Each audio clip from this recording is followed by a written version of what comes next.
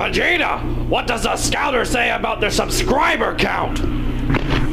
It's 9,010. Wait, so you mean? Yes, Nappa. It's over. It's over? It's over 8,000! What Wait, what? There is a story so strange in its implications that it defies ordinary classification.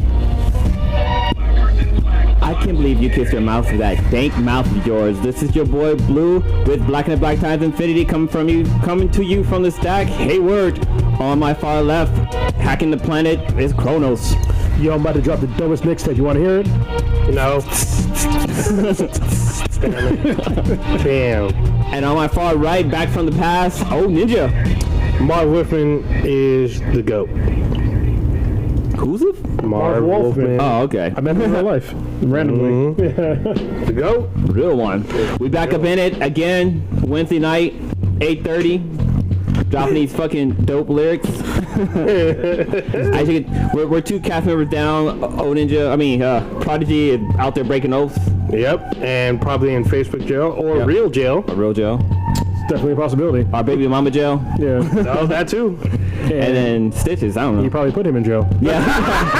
That's how that works. Yeah. All right. Full circle. All right. Listener of the week would be Kirito. What's going on? We really appreciate you for all the listens. We actually this is like one of our most listened to weeks ever.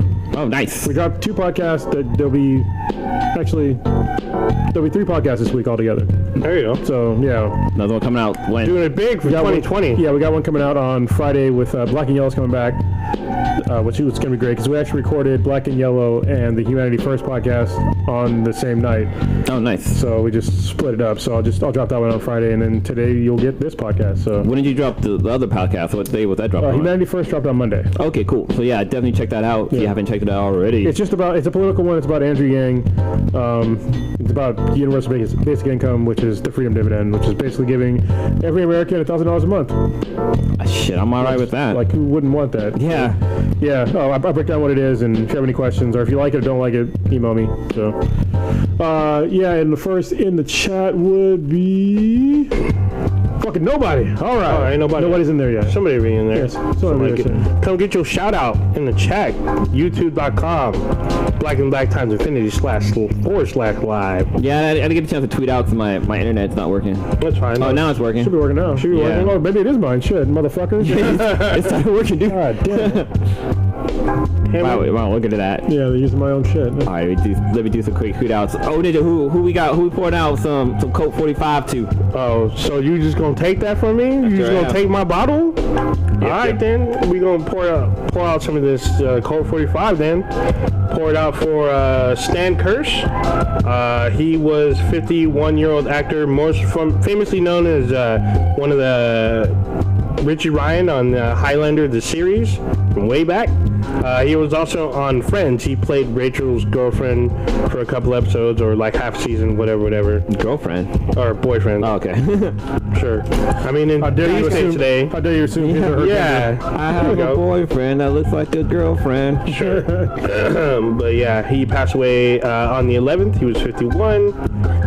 Henry Hains. He's an actor best known for American Horror Story, and he's in Netflix's The AO. He was 27. Apparently, cause of death is speculated to be suicide, but it is unknown for now. He wasn't friends with Jeffrey Sutherland? Sure. I don't know what you just said. The guy who was in jail who hung himself, but Jeffrey Epstein. Yeah, that dude. I couldn't think of his name. Next up, we have Neil Peart.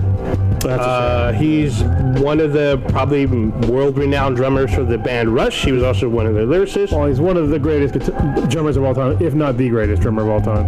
If not the greatest, yeah. He's definitely up there. Yeah.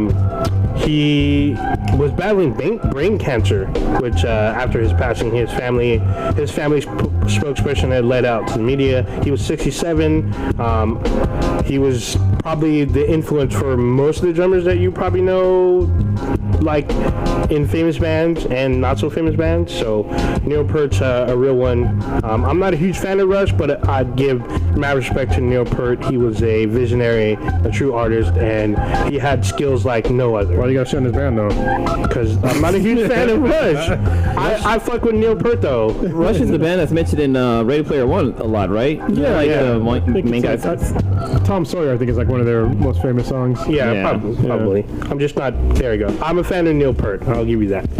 There you go. And then next up we have Rocky Johnson. Goddamn shame. Famous world WWF back then. They say WWE back then. Before WWF. Yeah, it's WWF. Oh yeah, before WWF. But he won a bunch of titles both before in the NWA, the National Wrestling Alliance. He is a Canadian-born wrestler. He is also the father of Dwayne "The Rock" Johnson. The Rock followed in his father's footsteps and also joined wrestling, like national wrestling, professional wrestling. He's won numerous titles. He was World Tag Team Championship, which a lot of people probably remember before. He did win a WWF champion. He also won for the National Wrestling Alliance. He also won for the Southern Heavyweight Memphis Champion. He has numerous awards. He was inspirational to The Rock, as he's mentioned before. Just wrestling legend. Passed away. He was, I believe, 70. Was it 75 or 71? Yeah. 75. Yeah. Yes, 75. Yes, he is a Hall of Famer. I'm not sure if we can talk about this on the podcast, but you guys know that The Rock's from Hayward, right? Yeah, he was born in Hayward. Then he left like right after that. Yeah. Born here in the Stack. Yeah. Stacks. So R.I.P. to the great wrestler Rocky Johnson. There you Oh, go. you know, I think I'm not connected to chat. That's the problem. Oh wow. This is the problem. So I gotta do some refreshes. Yeah, I see a few Refresh. people up in the chat room right now. In my chat. Oh, a whole bunch of people chatted. All right. Yeah. Oh, first in the chat would be Sancho Man. What's going on? Oh, there you go. Jesus. What up? That was so weird. Like I was in the studio thing, control room, but I couldn't see the chat. So hello everybody. We can see you now. Cool. Yeah, first out the gate, he asked about Infinite. Oh my God, I can't talk today. Infinity Award? No, Crisis on Infinite Earth. Yeah. Oh shit. Talk about that. You want to go into it a little bit? Cause it just, We can. well, It ended last night. yeah, I guess we can't really go too much into it because the whole 48 48 hours? Yeah. Well, I mean, we can talk about episode 4. Yeah, we can. So, are you caught up then? Yes, I watched it all. Okay.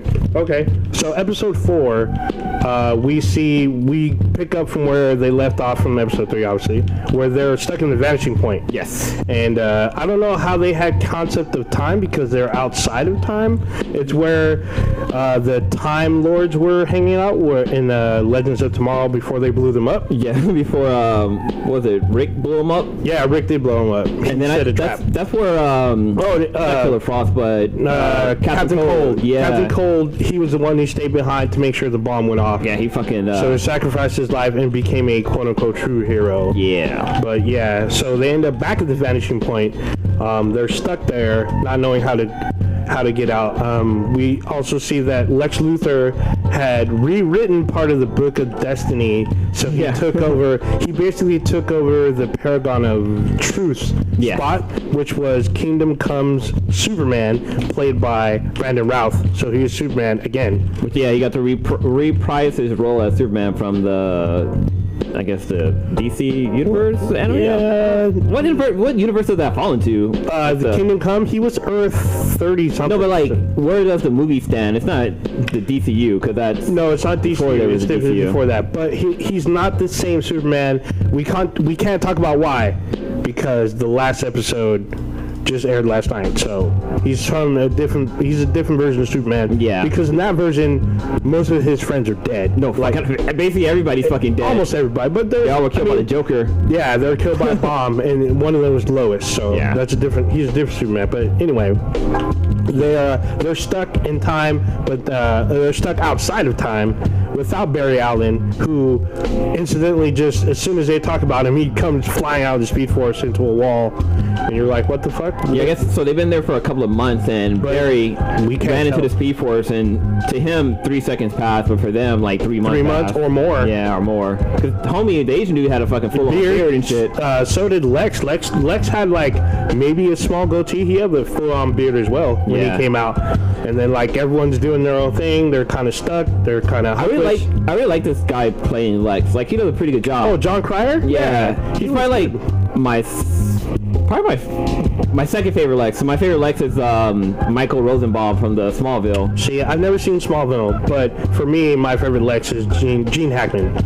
He was Lex Luthor to me. But this John Cryer, he is definitely a damn good Lex Luthor. Yeah, he's pretty damn good. Especially for like when the roles he's played in the past. Because he's from 2.5 Men, right? Yes, he is. Yeah. He was part of the Brat Pack a little bit because he dated Courtney Cox for a minute, and he was kind of like in their movies and stuff, but not really.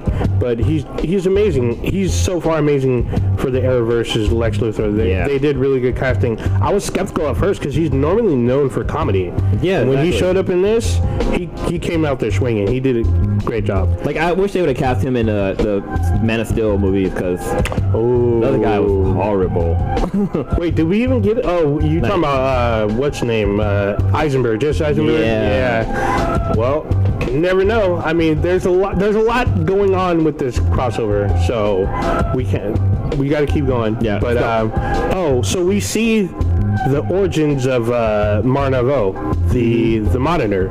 So he's fucking around with quantum mechanics and time and decided to go back to the beginning of time. Yeah, he goes to the beginning of time and fucks it up. Him going back to the beginning of time literally creates like the anti-universe, unbeknownst to him. Yeah, it's like he went back in time and jacked off in the memorial. He jerked off in the gene pool. Yeah, fucked everything up. He pretty much did, and he didn't know. He was talking to his wife. I don't know how he's communicating with his wife, but whatever. Yeah, that was fucking weird. I was like, how the fuck are you doing this? But whatever. But he does lose contact, I guess. But he ends up showing down with the Anti-Monitor, and he has legions of like race coming down after him. So then like the Legends, through the help of Oliver Queen, who is now the Spectre, we need the Pelotons.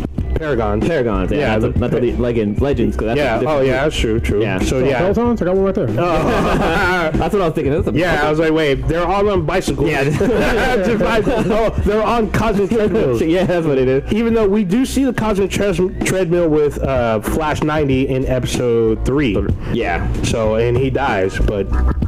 Yeah, so with the help of the Spectre, they're able to enter the Speed Force through Barry as a conduit, and they become separated and lost through both their highest triumphs and lowest of the lows when people died or whatnot. So Barry has to find them, collect them, and then pull them out of the Speed Force to basically the beginning of the anti-universe. Yes, and we also get a little bit of not an Easter egg, but yeah, it's kind of a little funny tie-in. Yeah, so basically, you want to talk about this? Because I might have spoiled this for you. No, you can talk about it. Because when it happened, I was like, oh, that's all right. That's all right. Yeah. So while Barry Allen from the Arrowverse is in the Speed Force, she goes to a version of Star Labs, and in the lab, there's another Flash that shows up, and this Flash is Ezra Miller from the DCEU. Yes. Has Flash in his armor, and they don't know who they are, but they recognize, kinda, because like Ezra Miller's Flash feels like Grant Gustin's Flash is cosplaying his suit, and he even says, he's like, hey, is this a cosplay? Yeah, are you a fan? Like, hey, I love to be a fan, but this is kind of weird. Yeah. And he's like, dude, don't you know where you are? Because it seems like Ezra Miller's Flash, this is his first time in the Speed Force. Well, it also seems like he doesn't know, like he doesn't go by the name of Flash either, because when CW Barry talks to him, he's like, I'm the Flash. He's like, you're who? Like, yeah, you know who you whomsted him? Yeah, that was. He's like, I'm the Spark. Yeah. So it's just like, I guess he's not, because if you think about it, do they call him the Flash in the DCEU? I don't think they do. No, they don't. I think the only thing we have is that file that Bruce Wayne steals from Lex that has everybody's symbol on there. But it doesn't say the Flash. Names, no one calls him the Flash. So it was like weird because he's like, oh, that's interesting. Like you're the Flash, and then they introduce themselves. They're like, hey, I'm Barry Allen. Yeah. They both say I'm Barry Allen. They're like Arrowverse Barry Allen's like, how is this even possible? This shouldn't be possible. And Ezra Miller's like, wait, what's going on? He's all, I knew. Then he says, I knew this was going to be true. I told Victor that this is possible. Yeah. So this shout out, he gives a shout out to Victor Stone, aka Cyborg, and then like Ezra Miller's Flash starts to dissolve and disappear. So it's like, holy shit. Yeah. We get a connection to the DCEU. I've never seen, with the exception of maybe Star Trek, any TV series like relate to their feature film counterparts. Yeah. So it was very interesting to see, because they do it again later, which we're not going to talk about really, but it's definitely an interesting step to see. So anyway, Arrowverse Barry leaves, finds everybody else. They go to the brings them all together. Yeah, brings them all together at the very beginning of the anti-verse and some weird voidish thing.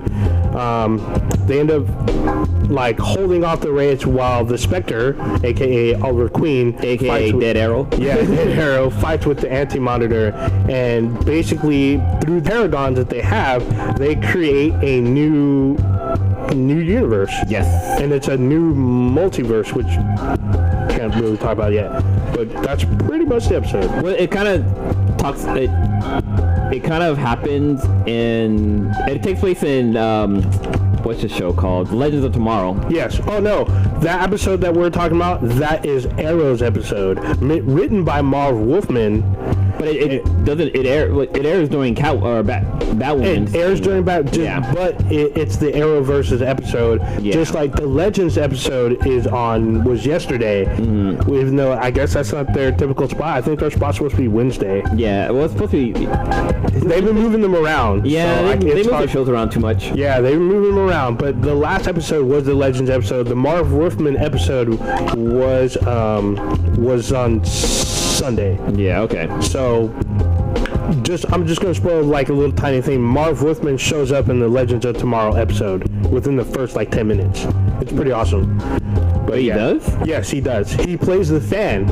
He's the old guy that's the fan. Yeah. Yeah, it was hilarious. I was like, dude, that is Marv Wolfman. I was freaking out. I was like, dude, that's Marv Wolfman. Like when a guy came up, I was like, this guy's got to either be like a super fan or like some kind of director or something, because he's like an older guy. Yeah, he's like a real old guy. So Cronus and I had a chance to meet Marv Wolfman, and he's very tall. And like, well, he's taller than me because I'm short. Yeah. But he was just like the same height as, because they're outside, like toe to toe. He's just as tall as Grant Gustin. So that means Grant's pretty tall. And Melissa Benoist, she's probably like maybe 5'9", something. She looks like she is wearing boots. Heels, yeah, she's wearing boots though, so she could be like 5'8" or something. Overall, I think it was a pretty good episode, especially for a 4-week hiatus between when episode 3 dropped and this part. Yeah, I think giving people the DCU cameo also got Twitter on fire. People were talking, and I was like, oh, that sounds like rumor. There's no way they'd pull that out. Yeah, and then you watch it and you're like, holy shit. This was seriously unexpected. There was no talk. I guess it was rumored that they would try to do this, but there's no confirmation. There was no leaked footage or anything. It just fucking happened. Not to mention, we were lied to by the star of Lucifer saying he was not in the Arrowverse. Oh, yeah, he was not in the crossover. He denied it over and over again. You mean the devil lied? Yeah.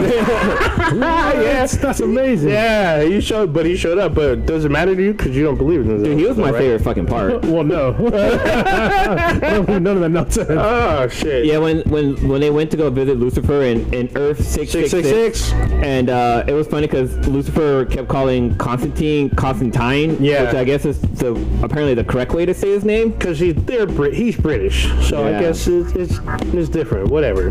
But I guess they hinted that Lucifer owed Constantine something. He owed him a favor. Yeah, he cashed in that favor. Yeah, he saved Mace. I guess from I guess hopefully they show it on Netflix. They'll have an episode where they kind of go into that. But Probably will. Yeah, in that episode they talked about how he had saved mates from dying. So if you have a lot, Was it Mace Windu? No. I wish. Samuel L. Jackson was in this bitch. Yeah, that would be. Do you know how fucking crazy Lucifer would be if fucking Mace Windu shows up in the fucking show? Holy shit! Hell, motherfucker! Have you been, man? I'm a goddamn devil. Yeah, that'd be fucking amazing. Say what one more time? If you haven't watched Lucifer, you should definitely check it out on Netflix. It's a really good fucking show.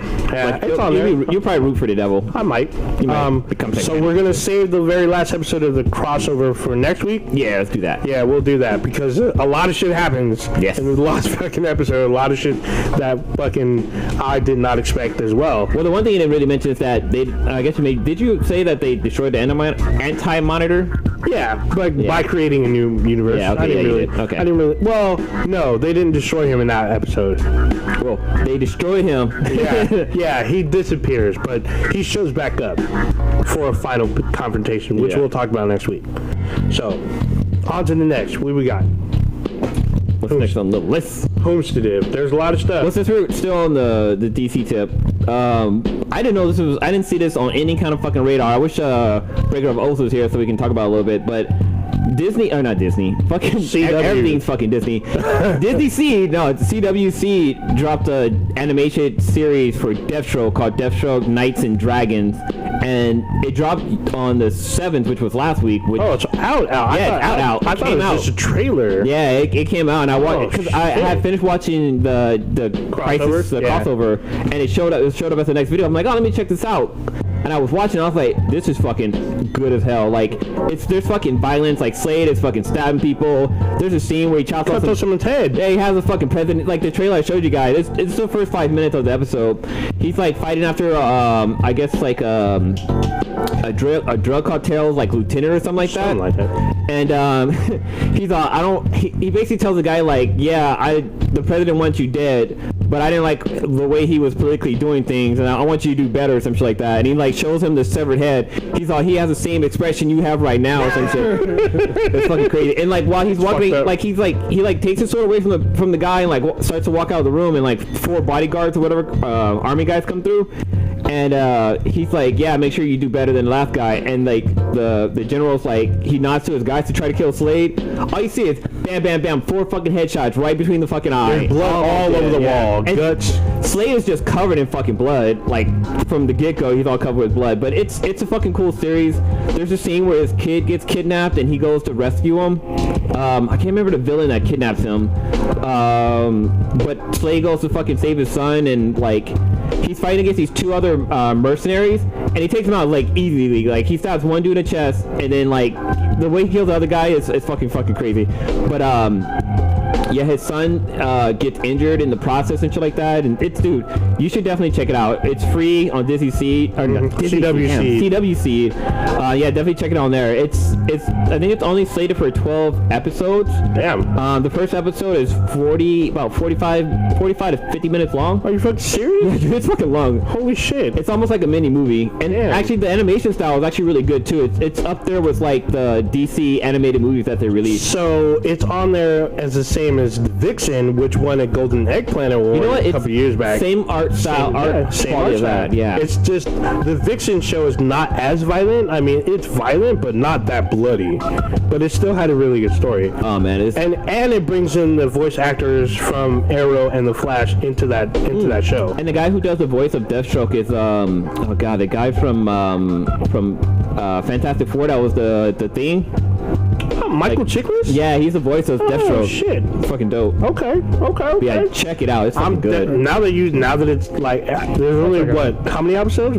2, 3? There's only 1 that's out now, but watching it tonight. There's gonna be 12 total. We're watching it tonight. But it's free. Disney Star. Disney's just fucking owning everything, man. You got Disney because you was on Disney Plus probably, or because Maleficent, Queen of Evil came out. Oh, it did. It's on there. Yeah, it's on I there. gotta check it out. Well, no, it's not on there, but it's on Blu-ray first. Be prepared for it to show up on Disney Plus at least by the summer. Dude, I liked it. The second one. I didn't care for the first one. I was just like, whatever. There's a scene with Angelina Jolie and with her like wings and shit, and she's like injured, so she just have like bandaged around her boobs. I'm like, Demon fairies, man, they got me. So that's probably how Prodigy got caught. I'm just saying. I just want to bring something up, all right? Because a couple weeks ago, I told everybody listening to this podcast that if you wanted to get Weeb Hunter, also known as Monster Hunter World, baby. Weeb Hunter World, I was like, I'll give them away for free. I was like, all you gotta do is drop an email or DM or whatever. Shout us out on Twitter. Not a single goddamn person. Nobody wants that game. Nobody wants that fucking game. You tripping. But there was a friend of the podcast that Ain't nobody got time for that. I sent it to him on Monday, so he should have it today or tomorrow. There you go. But yeah, nobody fucking wanted it. It's some weeb ass game. Super weeb. There's hella people playing this game. But for real, if I say I'm gonna give a game away, I literally do give it away. Well, so, we've done it before. We gave away the Division 2, did we not? yeah, so, Yeah, we gave away the Division 2, gave away Battlefront. I gave away some stuff. Yeah, you gave away some stuff. when we give away stuff, it's, you don't have to do anything for it. It just like the contract. Respond. That's Yeah, about just it. respond. We don't make you fucking tweet out a bunch of bullshit or fucking follow us on fucking 5 million goddamn social media things.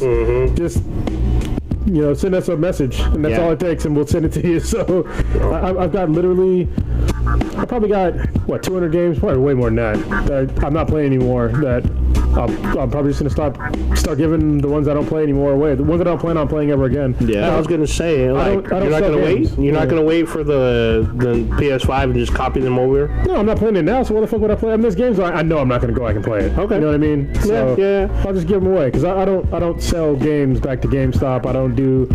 The only digital games that I get are ones that are a little bit older, and I prefer owning, physical copies because I've been burned by DRM before. Yeah. Which y'all will be susceptible of. Like if Sony someday goes out of business or some shit, Or somehow PlayStation dies. yeah. But all your DRM, all your digital games are they're DRM. So if that server goes down, all that shit you paid for goes away. So keep that in mind. Actually, to kind of caveat on this a little bit, I wanted to, not everybody's here, but I was curious to know how many games do you think you have that are still wrapped and you never got to? How many games did you have that you? Shit. I've got a couple. You know what's funny is that you bring that up. It's because I was actually going through because I'm putting all my Blu-rays and DVDs on digital, and there was 3 so far that were wrapped, and I'm looking at some right now. Holy shit! There's some wrapped right here. Yeah, I can see the plastic. Tai Chi Hero is wrapped. Star Trek Into Darkness is still wrapped. Oh shit! I actually like Yeah. them. I mean, I watched. These are movies that I watched. I just bought them on Blu-ray and didn't get a chance to watch it on Blu-ray. But yeah, I probably have movies anyway. I probably have at least 10 to probably 30 to 50 movies. Yeah. Still wrapped? Yeah. Damn. Like when Cece and I just moved into our place, and I was packing away all my DVDs, and I have maybe about probably a good maybe 20 to 30% of my movies are still wrapped. Yeah. And then for games, I think I only have maybe 2 games that are wrapped. I know one that's right now for sure wrapped, and it's Fallout 76. And I have a special edition, and I don't think I'm ever gonna play a fucking game. Damn. Yeah, that game had really bad reviews.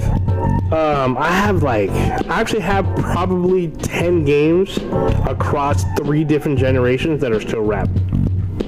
Because I have Resident Evil 4 on the GameCube wrapped.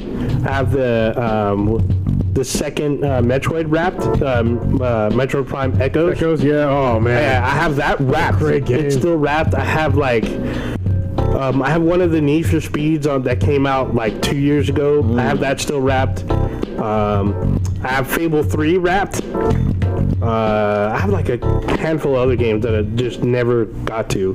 That's the thing about being an adult is that you kind of run out of time for shit, and it's kind of weird because you have at a certain point in your life you have a decent amount of money, way more than you had when you were a kid. Oh yeah, but you just run out of time to do shit because you're working or you have kids or doing something. whatever. So. Yeah, traveling sometimes it's just fuck. But then also you with getting old, you kind of forget things. So you buy a game and all of a sudden you forget you fucking own it because a new game came out. Ooh, look, something shiny. Dude, that just happened the other day because I bought, I have Resident Evil 7. I still have that wrapped. And then I just bought Ghost Recon Breakpoint. I bought it Black Friday. I still have that wrapped. I haven't even opened that. I know Stitch is playing it because he likes it, and I told him I'd play with him, but I still haven't even opened it. It's still sitting, it's still in the bag. Damn. Like, damn. I think I have some Xbox One games that are still wrapped. Yeah. It's not Halo 5 because we played that. Yeah, no, I think it's a couple. I need to get what was that latest one? One of their few exclusives last year. Oh, not Cuphead. Gears of War. Oh yeah, Gears of War. Gears of War. There's 2 Gears, 4 and 5. Yeah, well, I think I played 4. I need to play 5. 5 is good. Yeah, 5 is probably good. 5 is the closest they got to that Gears of War 3 level. 5 came out way better than I anticipated. It's damn good. If you actually, Cake Man, who's in the chat, I saw him playing. I'm curious to know what he thinks about Gears of War 5 because we never got a chance to play together. I just got to dust the console off. It's in a box over there. I know exactly where it is. It's sitting in the box. There you go. Right next to my PS3. There you go. Because I don't play that anymore either. So if you're talking about games, I guess I want to talk about a couple of news announcements regarding a few games. I guess what, Resident Evil 3? Or not Resident Evil 3. I think it was already there. Was it Resident Evil 3? Yeah. Was it that one got pushed back or was it something else? Oh no, it didn't get pushed back. No. You're thinking of Final Fantasy 7 does. And there was no Avengers. Yeah. That's what it was. So basically, Square Enix got pushed back. But, Yeah, both of them. honestly, the Avengers doesn't have that much hype right now. I mean, internet proved me wrong, but it doesn't look like a great game. Is it a fighter game or It's is like it a third-person, Oh, okay. Like beat 'em up. yeah. Oh, okay. But I mean, Final Fantasy 7, that has a lot of buzz around it. Yeah. Even though it's not the best Final Fantasy, fight me, internet. Just saying, it's not. It had at the time it had the best graphics. It was the first First 3D, the first 3D version of Final Fantasy. But the story was okay. Well, Six was better. Was 7 the first on the new generation console? Yeah, it was on PlayStation. And Final Fantasy 6, which was 3 in America, was on the Super Nintendo or the Super Famicom. So yeah, I'm excited about that game because they announced that like 5-6 years ago. So it's been in the works. yeah, I heard it's going to be episodic, and it's way different. Like the combat's way different. Yeah. So that's I think going to be interesting. It's going to be the whole RPG style fighting. Like active style RPG, which is going to be a little different. I mean, the past few games have had like more of an active role in RPG. It's no longer like a turn-based strategy game. So, but it's fine. I mean, the other games are pretty good. So I'm interested to see how the combat's going to go and how these graphics are going to look. And I'm excited to pick up another RPG and like play it because I don't play a lot of RPGs anymore. Yeah, it used to be like my core gaming was RPGs. But today the RPGs now are fucking long as fuck. A lot of them are fucking long. No, they've always been long. RPGs, they've always been long. I think they're longer now. What was that one from? I think it was on the PS3. I think it was Final Fantasy 12 or I can't remember which one it was, but it was on fucking 2 discs. Was it the one with all the guys, right? Damn. Yeah, it was like a guy. I forget which one it was, but it was like a really good one. I played it for a while. It's the first one with like their new combat system. And it was really good, but it was on 2 legit fucking Blu-rays. God damn, that's crazy. But I heard like The Witcher 3. I heard that was really long. Yeah. I heard like some people said That's last gen. Yeah, they were playing it for like almost every day. It still took them like a year to beat that in like 1 DLC. Damn. I'm like, God dang, it's a long fucking time. Well, I mean, Dragon Warrior took a long time to beat back in the day. So did Final Fantasy back in the day took a long time. It took a couple of hours. Yeah, there's a bunch of other ones too that took like Phantasy Star. They took a while. Shit, But it all depends on how you still play make too. Phantasy Star? I haven't seen a Phantasy Star in a long time. There's a Phantasy Star on mine. I'm actually interested to playing. I need to look and see how to play it, but I heard that Final Fantasy on mine, like the 11 or whatever, or 12. I forget which one it is, or 15. I don't fucking know what the number is, but it's the online one. I heard it's really good. I'm not a huge Final Fantasy fan. Really? So, but I've heard. Well, I've heard might as well. You fucking leave it up a goddamn month. I told different now. Hunter must hunt. Just saying. But yeah. Y'all see that Sony is skipping E3 again this year? Yeah, I think E3 is. They're gonna have a problem again. I mean, this happened a few years back. They died literally for a while. And the thing that brought them back was opening up to The public. Mm-hmm. And so people seem to forget about that. Like they weren't always on solid ground. Right. And this is in like recent history, but there's people that are younger or are just not getting into gaming that don't remember that E3 for a couple of years was like dead for like, a few years. And like before that, for decades, it was not open to the public. Yeah, and I think the reason why it came back was even before it went public, was because G4 was like covering it like hard as fuck. Oh yes, they were. And after G4 folded, that's when like things started to go down again, and that's when they opened up to the public. So yeah, seems to be. I mean, even now, like when E3 is going on, it's hard to fucking find like who's covering what and what time frame that's coming on. Like it's hard to get that information across. Well, YouTube can help with that. So like YouTube gaming especially, they used to have like all the schedules and stuff, which came in handy, and they usually do like a special YouTube E3 page. Where it gives you all the schedules. That comes in super handy. Yeah, I actually saw that this past year. I was like, oh, this is pretty handy because they give you a timer. They let you like open up comments and stuff, so it's actually pretty interesting. I really appreciate that. You know, I think that with Sony, I think that their product that they're coming out with, I don't think will be either it's not going to be ready by E3, or they want to have like their own solo thing to where it's going to be before E3 anyway. So and they want to get out there as soon as possible. Like I'm hearing rumors that in early February, like mid-February, they're going to actually show the PS5 and like show the first game. Well, as long as they don't fucking just show like the new logo. No. They'll show what it looks like. Yeah, it's all on PS5 coming soon. You're like, wait, what? And it's like multiple rumors, all saying the same dates. So. Oh, same date. Okay. Yeah. Yep. Well, since that'd be interesting. Since we're kind of touching on gaming and stuff, I also have you guys seen the thing that's been trending where you can? I think it's on PlayStation where you can see your top played games and how many hours you played in. Super hard. I was like, what the fuck? I haven't had a chance to do it yet because I was a little scared that it was kind of sketchy and I don't want to log into something. It's PlayStation.com. All right. You log in with your credentials and then it'll track everything you did in 2019 and your top 3 games. I didn't know. So apparently Anthem was the game that I played the most online. I'm just like, wait, you did it already? Yeah. That's fucking hilarious. But it said Anthem was like the one that I played the most online. I'm like, I played the Division 2 like way more. Like way more. That's hilarious. So what place was the Division 2 then? I don't even fucking know. Like it was in my top games, but for some reason they didn't classify it as like an online game for some weird reason. What the fuck? It's like it's constantly online. It's like primarily online. I think it's maybe because I solo everything and I don't play. I'm online, but I don't play with other people. I just play with myself. But I mean, with Anthem, you kind of get forced to play with other people. Yeah, I mean, it forces the lobby with you. But in the Division, people jump into your games if you keep your lobby, your world open. If your world's open, well, the world is open, but I'm not playing with them. You know, like I don't. When I do missions, I just do them solo. Yeah, because it gives you the option to matchmake, and it gives you the option to do what do they call like a SOS type thing where people can join. It's very few times where I actually did that. I've only played online probably a handful of times with people that with other people. So, and like if you did the raid you can't do by yourself. Yeah, I didn't do the raid. Yeah, I don't think. And I think there's a new raid like soon. I think this month, season 3. I gotta go back and play because I still have some good guns. Fun. It's like Borderlands. Like you just go back and play it. Yeah, go back. There's new specialist classes. I think there's 2 or 3 new ones. Yeah. After the minigun. Yeah, the minigun one. I was like, this shit's fucking garbage. Well, you have you can't run. Yeah, you can't run. The thing about the minigun is you have to level it up to your world tier.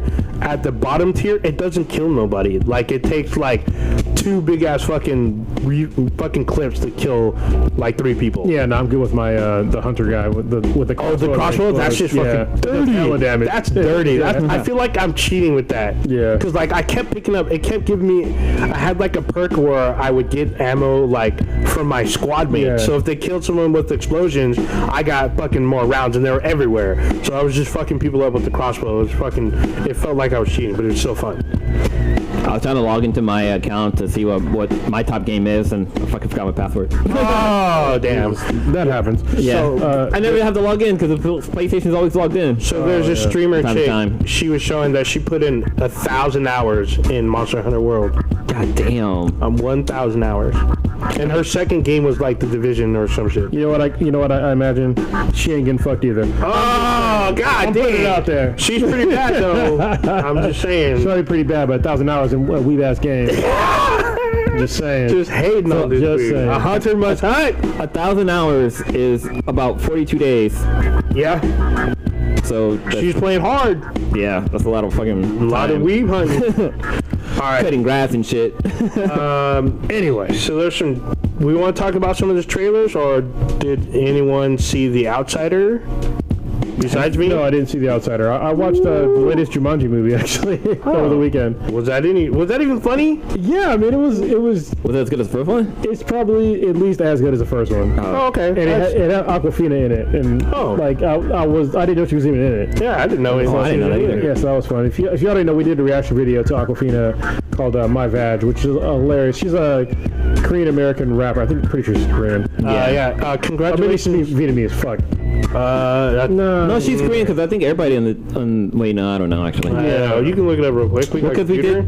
So she's definitely Asian. All right, she seems really cool as fuck. She's a rapper though. Yeah. And Well, now she's an award-winning actress. Yeah, she's a pretty good actress too. And in this one, she does a really good job. So what's funny about this latest? Actually, you know what? This one's funnier than the last one. Because what happens is that there's different characters that are in the game. Oh, she's actually Chinese. She's trying. Jesus Christ! Damn, we were way off. Way the fuck off. I'm sorry, Aquafina. Just saying. Oh, damn. What did she win? She won a Golden Globe for Best Actress Best Actress. Well, what's funny about this one is that we have there's different characters, that are playing the video game, and so like Danny Glover is one of them, and so is Danny DeVito. Yeah, and so like The Rock and Kevin Hart, they have to act like them, like how they would talk and stuff, and so that's pretty funny. And then like Awkwafina plays a character who's like a dude, and so it's like the way that it's like her whole like demeanor is like a nerdy ass. So it's pretty funny, So I like the movie. What's funny is that like the first one when they made, I'm like, why they were making Jumanji? This is fucking stupid. And that movie was actually really good. Yeah, it was. And this one I think is at least as good as the first one, the first remake. Yeah, I had to check it out the sweetness because we were trying to figure out what movie to watch, and I was like, only thing that's out is Star Wars. Oh, yeah. That's the only thing I could think of, and I forgot this came out. Yeah, check it out because me and K-Mac we had our anniversary weekend over the last weekend. And so I took her to the Ritz-Carlton, pick you up, bitches. And it was, the place was quite nice. I want that Ritz, there's this fucking fragrance the Ritz-Carlton in San Francisco has anyway. I don't know if they all have the same smell. I heard they don't. But it smelled like fucking opulence. As soon as you walk in, you're just like, I fucking You're royalty? Yeah. You're just like, and people remember your name, like randomly. It's fucking crazy. Yeah, that was me in Cancun as well. That was kind of weird. I was like, wait, what? The fuck? Yeah, this shit was great. I mean, we were drinking Moet, fucking, having nice fucking dinners, and then like on Saturday we decided to like get out of the hotel and go do some stuff. And we decided to go watch, the latest Jumanji movie, and then we tried to find somewhere to eat, and we're just like, let's go back to the hotel. And then we went to the hotel to the lounge instead of like the actual restaurant to get something to eat, and because they had like live music in there. Oh yeah. Mm-hmm. And there was some dude, his name was Sam Johnson. So this guy was actually really cool. He was playing like solo. He was like you could tell like he had like a lot of talent, but like nobody's really paying attention to him. Mm-hmm. And so basically he was just him, like with his guitar playing music. And I'd never seen this before, but he would build a song on his guitar by using loops. So he would play like the actual like the melody, and then he'd loop it in. Like he had like all these. Okay. He'd loop it, and then he'd play like the rest of the song, and then he would sing, and then he would like cut in and out like the loops and shit. It was fucking like it took me a while to understand what he was doing. So I've seen this before. So it was when me and the professor went to see Too Many Zoos. Oh, There was a group from Oakland. They were doing that. So they didn't use instruments. They had a beatboxer. So what he would do, I've seen it, yeah. So he beatboxed and he would record his loop and then do like a different melody beatbox and record over that. And then these two ladies who were with them, they would sing. I don't remember the name of the group. They're dope. The professor knows who they are.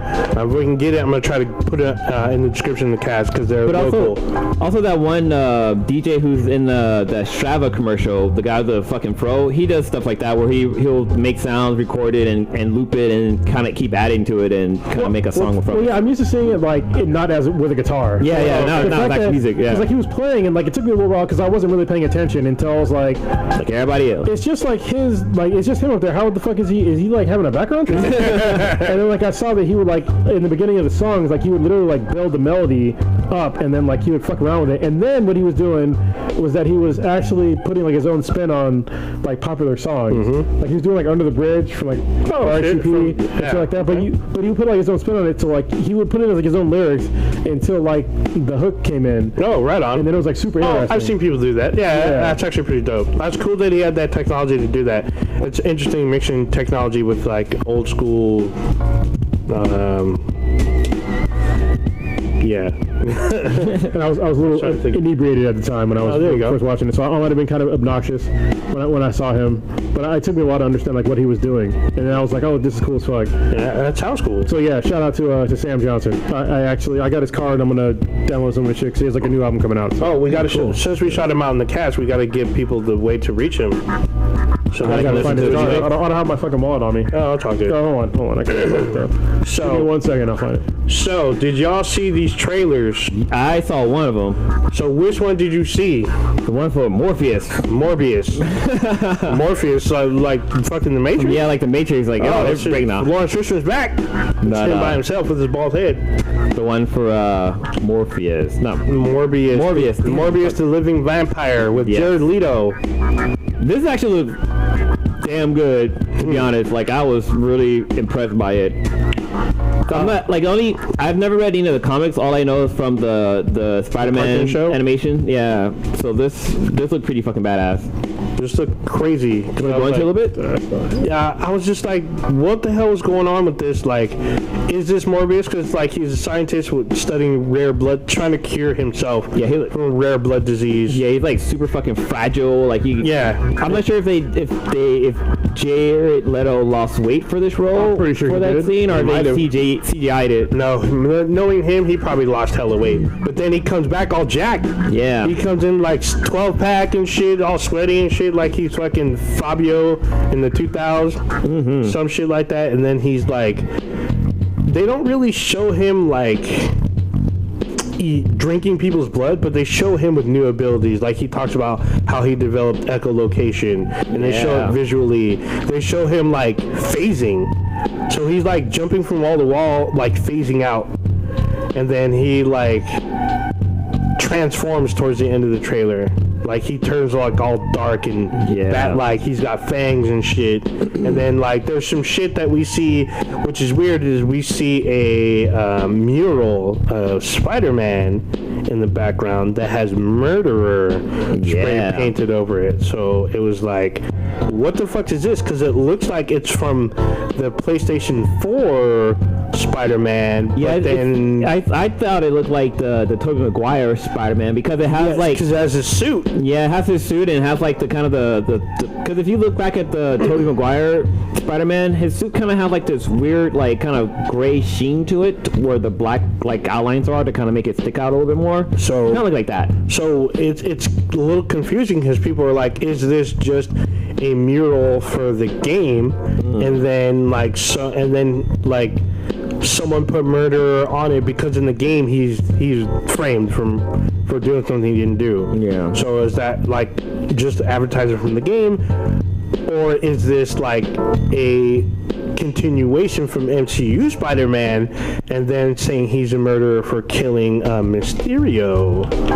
Not quite sure, but at the end of the trailer we see what appears to be Vulture from Spider-Man Far From Home.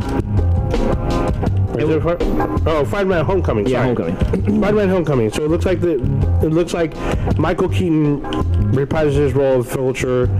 It'll be funny if he's just like a new character and he's just played by Michael Keaton, which I doubt.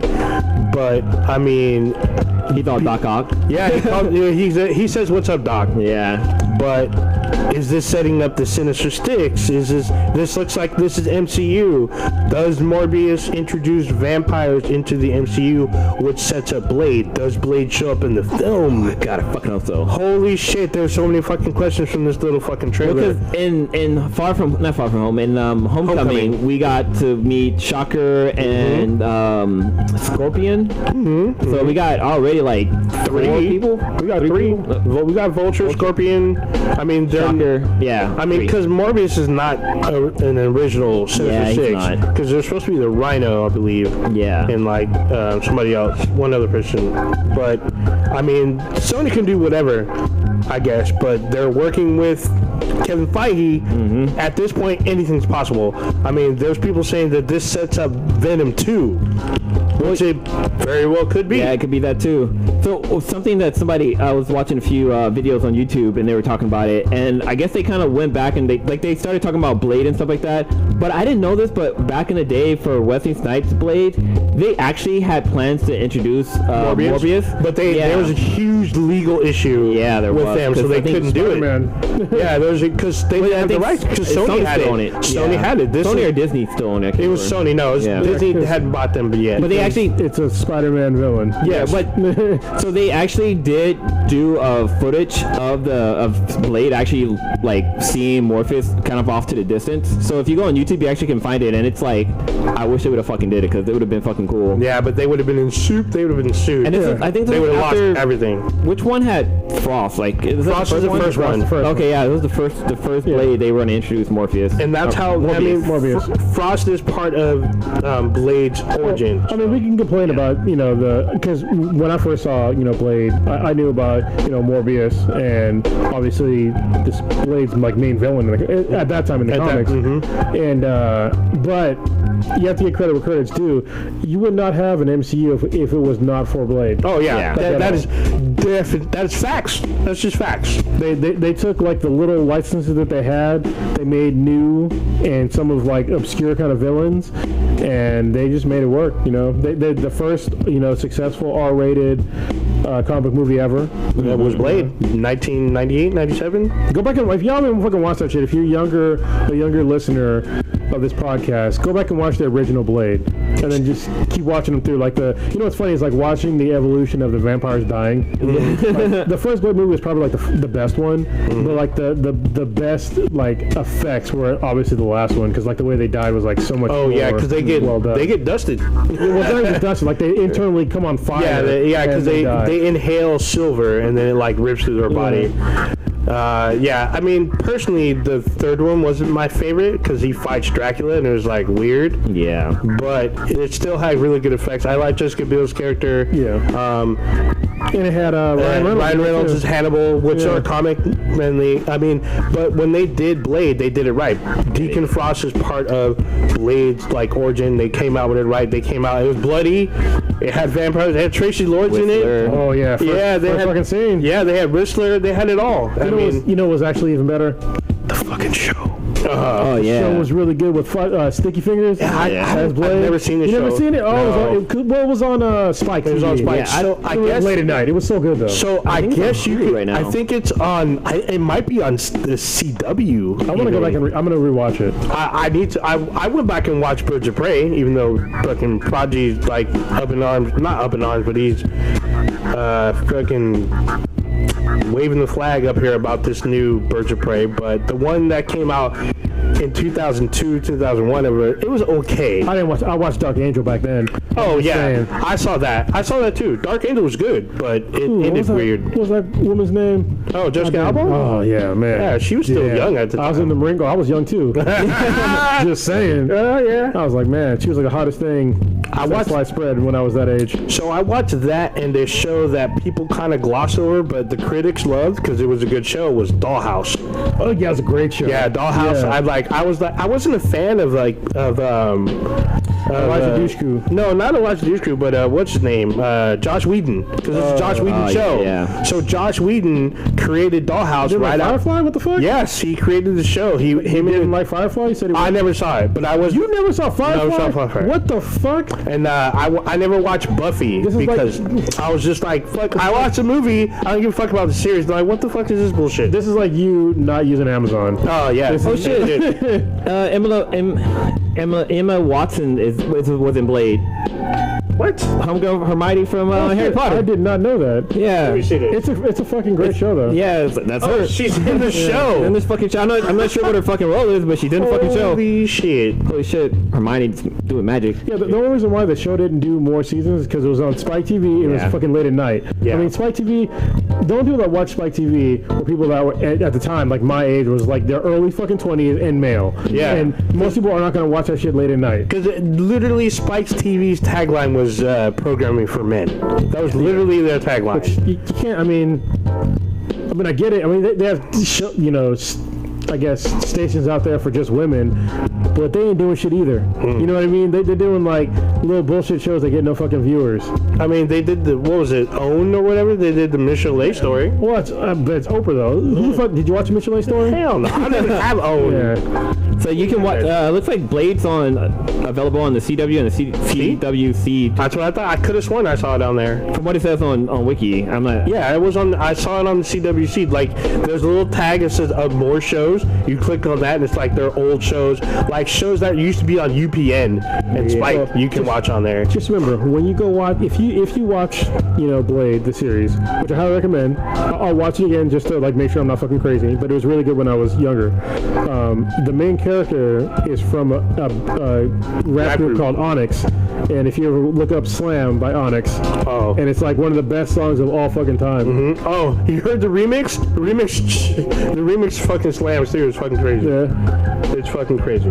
Yeah, And then also Jackin' for Beats, like him solo, his thing Jackin' for Beats is dope because basically it's him rapping over other beats for people, like all in a row. Like, he was probably like 5, 6, 7 beats. That's weird. In the same like track. Yeah, Ice Cube does that too in a song called Jackin' for Beats. Well, he ripped it off then. Yeah. With the Morbius movie, I wonder, because I know there's rumors about them doing a Madam Web movie, which I'm not sure why the fuck they'll do that, because it's a F-list character. But I wonder if they'll bring in like other vampires. I know in the comics there's the vampires in the comics eat spider people. Like they go through multiverses killing off spider people or people with spider powers. And I'm wondering if we might get something like a tie-in into that, which would be kind of fucking dope. Could be. But I definitely hope Morbius also ties in to Blade, and we finally get more information about. I hope Blade makes an appearance in the fucking movie. That would be fucking amazing. Yeah. If he doesn't show at least some kind of like nod to Blade coming, like they did with Captain Marvel, something that shows up, like maybe Deacon Frost is in the film. Yeah, that'd be just as cool. So you never know. So on the other side, Black Widow had an extended trailer during the NCAA like LSU Clemson football game. They're still showing like some more stuff, but like what I saw. So when you watch the extended trailer or the new trailer, what the fuck they want to call it?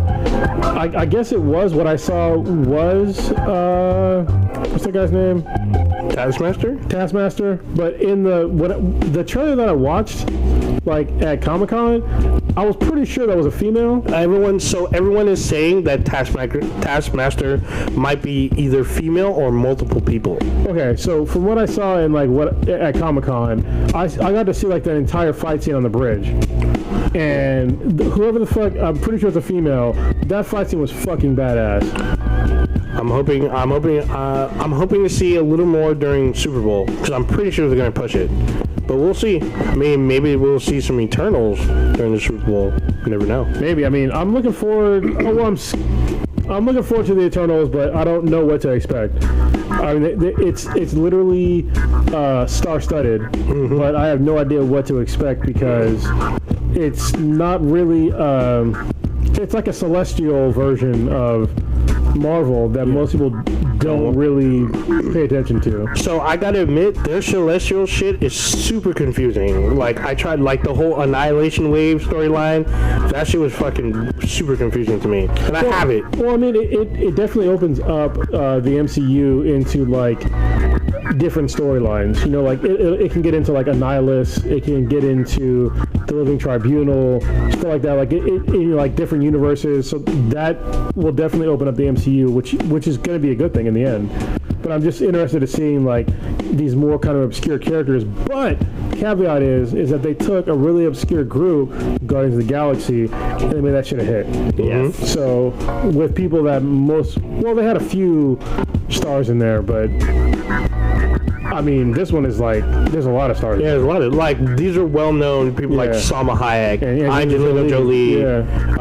Everyone, a lot of people know who both Robb Stark and Jon Snow are. You know, list their characters, but, you know, Kit Harington and I forgot the other, Rob Marsden, I think that's his name. They're recognizable faces. Yeah. So they're in this film as well. So I won't be surprised if we'll see, like, a few MCU stuff. Like, we'll probably see WandaVision, Falcon and Winter Soldier, Black Widow, and the Eternals all during the Super Bowl, like a little bit of teasers, which will get people like super excited for the upcoming year. Do you have release dates for those yet?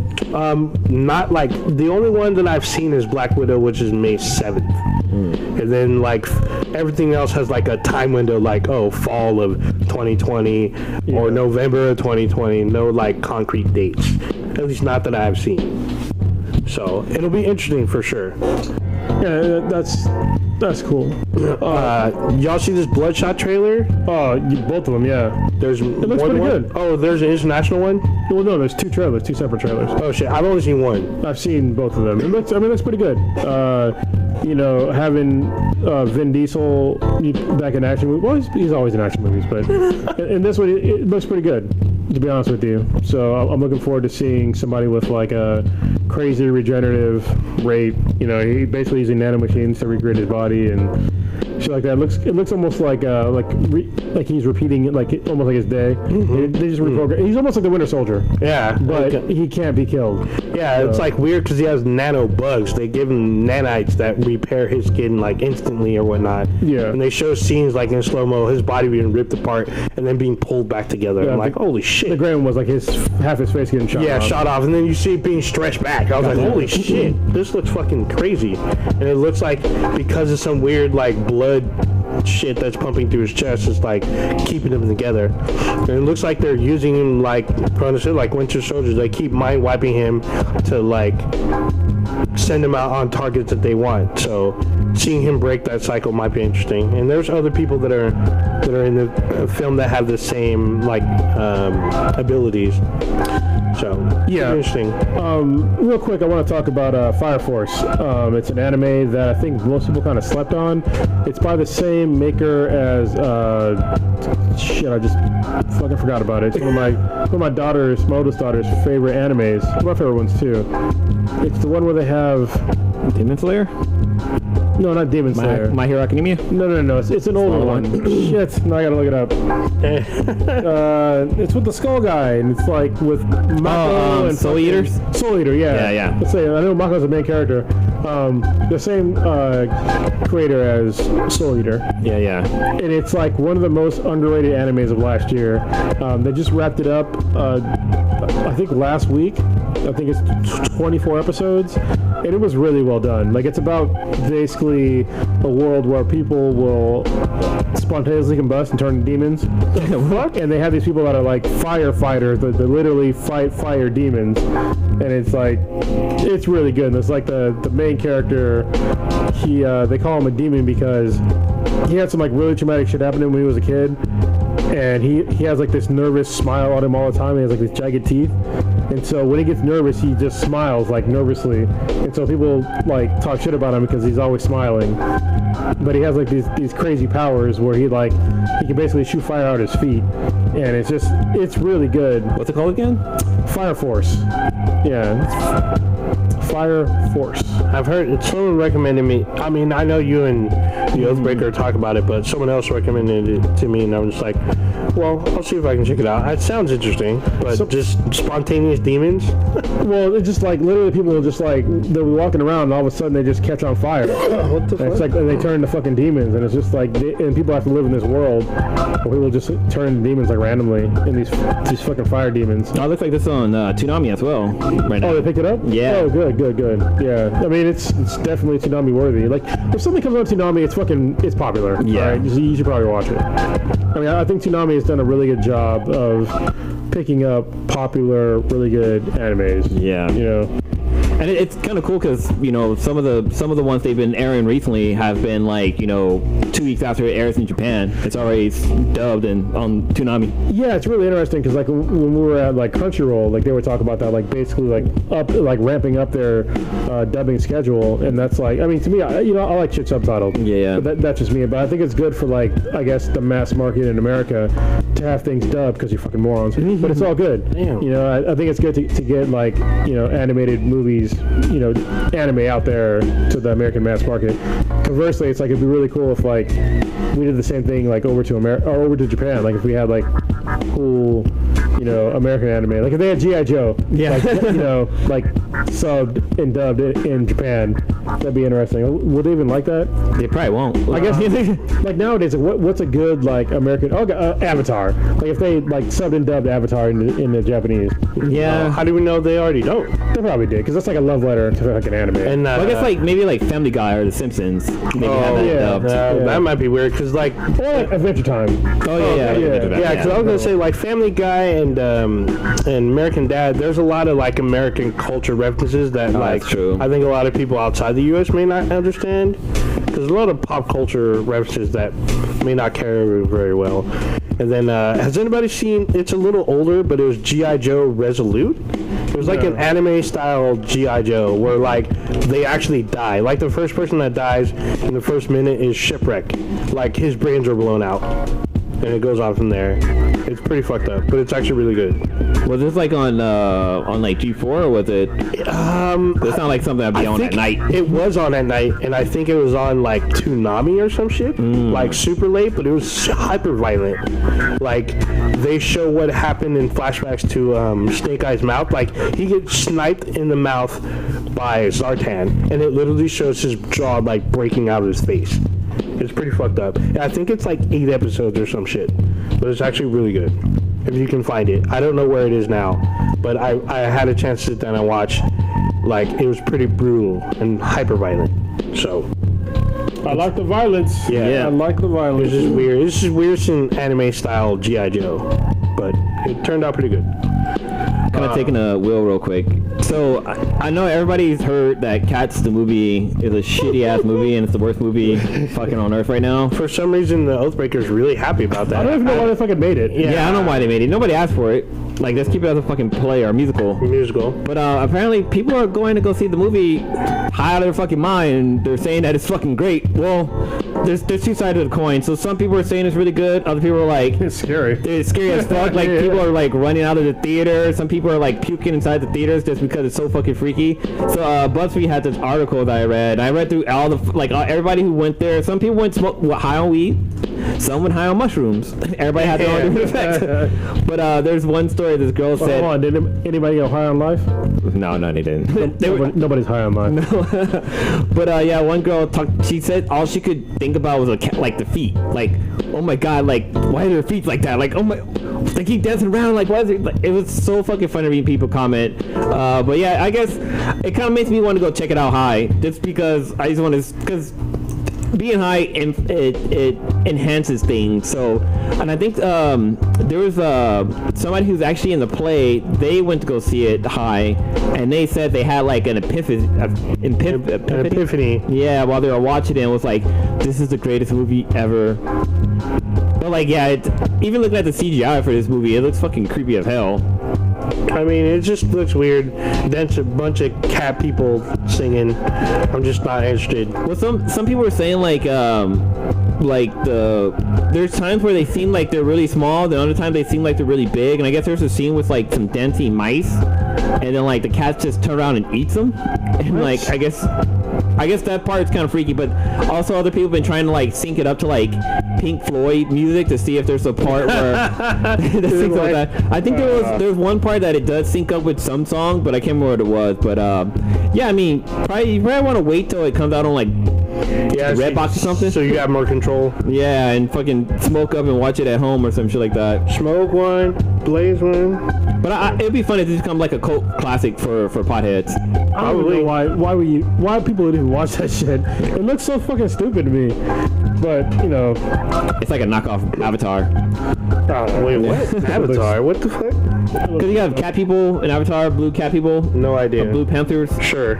And you got cats. Sure. People being as cats. Sure. You know what's funny? Avatar was like one of the highest grossing movies of all time. Mm-hmm. And every time I think about that, when somebody tells me they really liked Avatar, I ask them just, can you name me any of the characters in the movie? Name a name in Avatar. You're asking us? Yeah. Sam? Sam? Okay. Yeah. Sam Worthington plays Sam.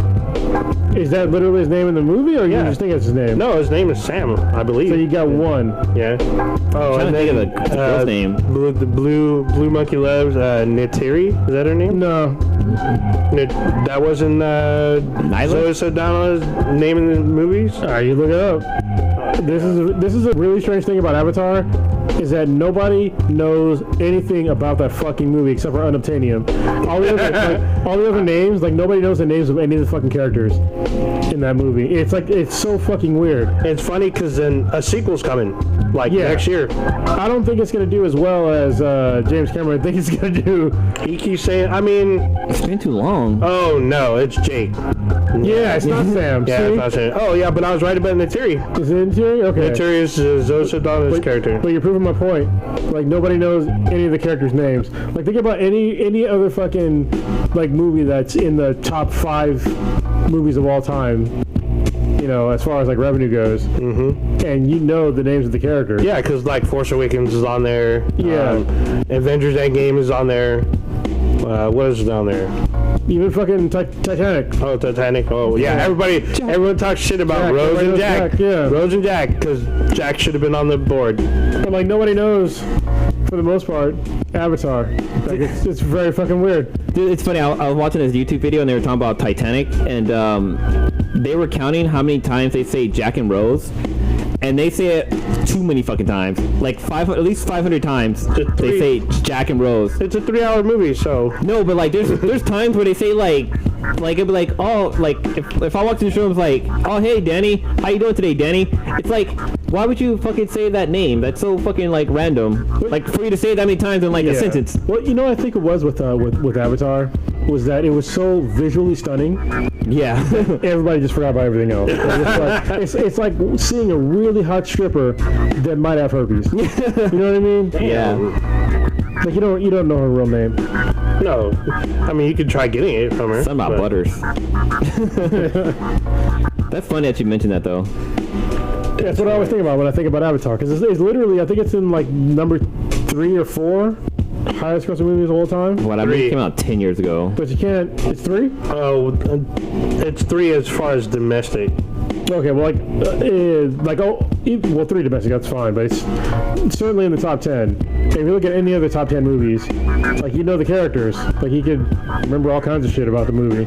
But this one is just can't remember shit. And I didn't watch that, when I watched Avatar, I wasn't even in America. I watched the shit in the Middle East. And it was a fucking hit over there. Yeah. I mean, it was hit everywhere, obviously. It made more money internationally than it did domestic, so. Interesting. Where are we on the list, guys? What else? Oh, we should probably talk about this because it affects our world as a whole, and we glossed over it. Is pretty much the entire continent of Australia is on fire, and it'll have some repercussions for the rest of the world. Well, what they say, billions of fucking animals have been killed because of this fire. A lot of koala bears. Oh yeah, because they're don't know what to do, or they don't have anywhere to go. So there's people trying to rescue them. A lot of I guess I don't know how many people have died because of the fire, but I saw a map of where the fires were. And it looks like people are trapped on this continent, and I've seen videos of people escaping onto the ocean because of the fire. So I know that celebrities are donating their own money to the relief effort and whatnot. I guess there's a little bit of controversy about the owner of Amazon. I guess he donated And he donated $1 million in Australian money, but it equals to about like 600,000 in American money. And I guess people are like, dude, you're worth like $200 billion. Damn. And somebody did the math, and like that's like he literally could have gave them $1 billion. I can't stand when people do this. How much did you spend? Did you donate to Australia? But it's like if I donated a penny. Did you donate a penny? I did not. That's my point. That's exactly my point. Because it's like when people say, oh, well, you know, some billionaire donated, you know, blah, blah, blah. It's like, what the fuck did you donate? Nothing? Well, what the fuck? Well, I can't afford to donate money. Well, still, I mean, it doesn't matter. Like, it's like he's donating something to help with the problem. Yeah, he's definitely helping.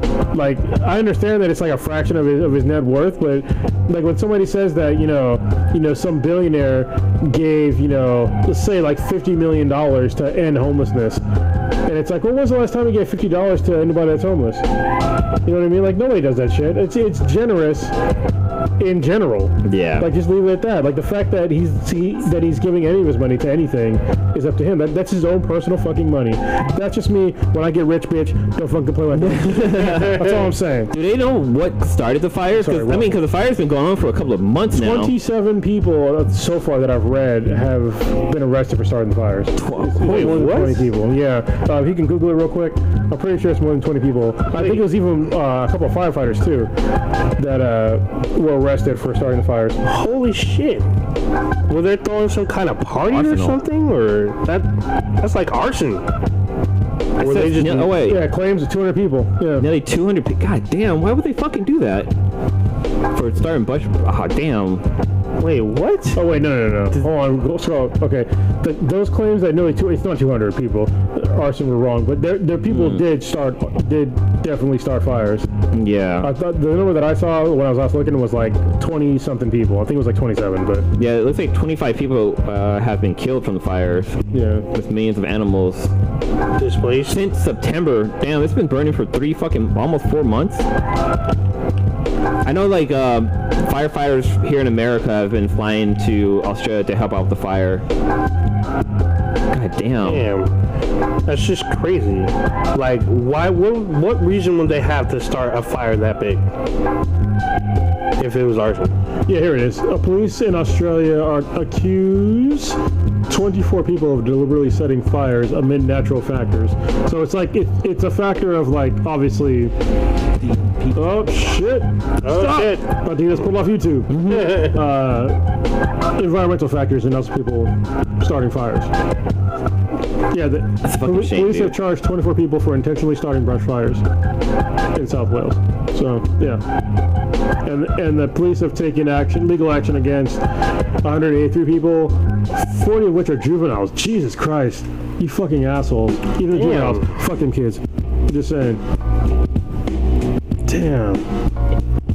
Yeah, all these articles are all over the place. Some say like 183 people, and then others say that that's false, not true. Oh man, this is crazy. It's pretty crazy. But definitely people have started fires. Yeah. That's for sure.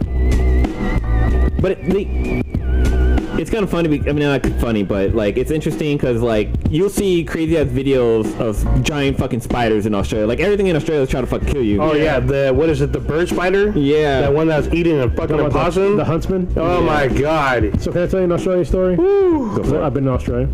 You know what's funny is that I actually had to respond to I usually don't respond to YouTube comments. But somebody was like, it was like some old reaction video that we did, and they were saying how all 5 of us have never been anywhere, and that's why we're all stupid. And what the fuck? You see? I've been around the world, like literally, and most of us have been to more than just America. Yeah, I've been to 2. I mean, I just came back from it. We both just came back from Mexico. Yeah, I've been to Mexico. I've been to Canada. I've been to Japan. I've been a few times. I've been to a shitload of places. Yeah. I'm not gonna name them all, but it's a lot. Anyway, I've been to Australia, and I heard about Australia having problems with sharks, right? And I was like, there's no way it's that many sharks. There's a lot of fucking sharks. So I'm literally like, I was in the Marine Corps, but I was on a Navy boat, and they're pulling into the dock, and they put the plank, or whatever the fuck they call it. It's not an anchor, but it's like a fucking. I've been where people out for a long time. I think it's like a gangway or some shit. I wasn't in the fucking Navy, I was in the Marine Corps, so I don't know the fucking the boat terms. Anyway, even though they teach it to us. But so I'm walking over like this bridge to get from like the ship to the actual shore, and I look down and there's hundreds of these, like maybe like 2-3 foot long sharks, hundreds of them swimming between the boat and the shore. And I was like, I'm not going to any fucking beach in this goddamn, like nowhere. I'm not, fuck that. But I will tell you, Australia was cool as fuck because the at least when I was there, the ratio between women and men was way off. Oh yeah, way off. Like there was like way more women than men in that country when I was there, and it was fucking obvious because women, when I was there, like at a bar, they would come up and like talk to you and like hit on you, and I was like, this is fucking odd. If I was single, it'd have been great, but I was married at the time, so it was not great. Well, you didn't fucked up. Yeah, I did fuck up, but because we all know that marriage didn't go great. Anyway, Australia was great, but there's a lot of deadly shit there. Yeah, I know that South Africa has a lot of sharks as well. Yeah. Oh yeah. Like they have like great whites breed there. Yeah, they have like people like on fucking like on the mountaintops with binoculars, like looking at the water, and they'll call in like, oh, there's sharks in this certain fucking area. Fucking ridiculous. That's where I was. I was in Darwin. In Darwin? So, yeah. He's looking up the male to female ratio in Darwin, but when I was there in like 2009, no, way before that, 2002. I was there in 2002, and like there was way more chicks than dudes. So the chart says that it's the number of males per 100 female. So I'm not sure how this fucking works. So is it 1 male per 100 female? So well, that's saying 110 males per. But when I was there in 2002, it was not like that. Yeah, okay. It was like fucking reversed. Maybe the fucking dudes just didn't go out at night, or I don't know. Maybe the girls are just fucking horny for Marines. I don't know. But it was very it was cool to have chicks hitting on you. You felt like you were always hot. Yeah. I'll show you everybody's a 10. So we're hoping that they're able to put up the fires, and obviously Australia will be rebuilt, but their ecosystem is going to take time to come back. So yeah, but I mean it's fucked up, but it'll rebuild because when you have like a large fire, the plant's already starting to grow now. It just sucks like in the short term, but things will grow back, and it sucks for all the humans that are affected and all the animals that died in the fire. But it'll come back. It's really unfortunate, Yeah, it's all bad. So if you're playing Call of Duty, they're doing a little promotion where if you buy one of the packs, 100% of the proceeds goes to the Australian Relief Fund. That's good. So if you're playing that, it's just a bunch of skins and some clips and stuff. It's pretty cool. But if you don't want to like do the time to like donate and register and all that stuff, if you're playing Call of Duty, just buy the little pack, and you're donating just like that. I mean, there's a whole bunch of places that are doing that now too. I mean, there's places where they have 100% of the proceeds for like clothing and stuff like that going to Australia. I think Australia is great. Like, for a long time, I said that if I had to leave America, I'd go to Australia. But there's a lot of shit that can kill you. Yeah, there's a lot of shit that's like ungodly deadly to humans. At this point, it's probably Canada. But I'm just saying, if Australia had less deadly shit, it was a really cool country. Yeah, there's a lot of shit. They have the best money. I think it was Australia that I was at. They had like the best money that I ever used, and I still have some here. Like they have like a hologram in it and shit. Oh, okay. Like, clear I was like, pieces, what? It was like multicolored. It was like in different sizes. America's like really far behind in like money technology. Even today, like the way we have our stuff.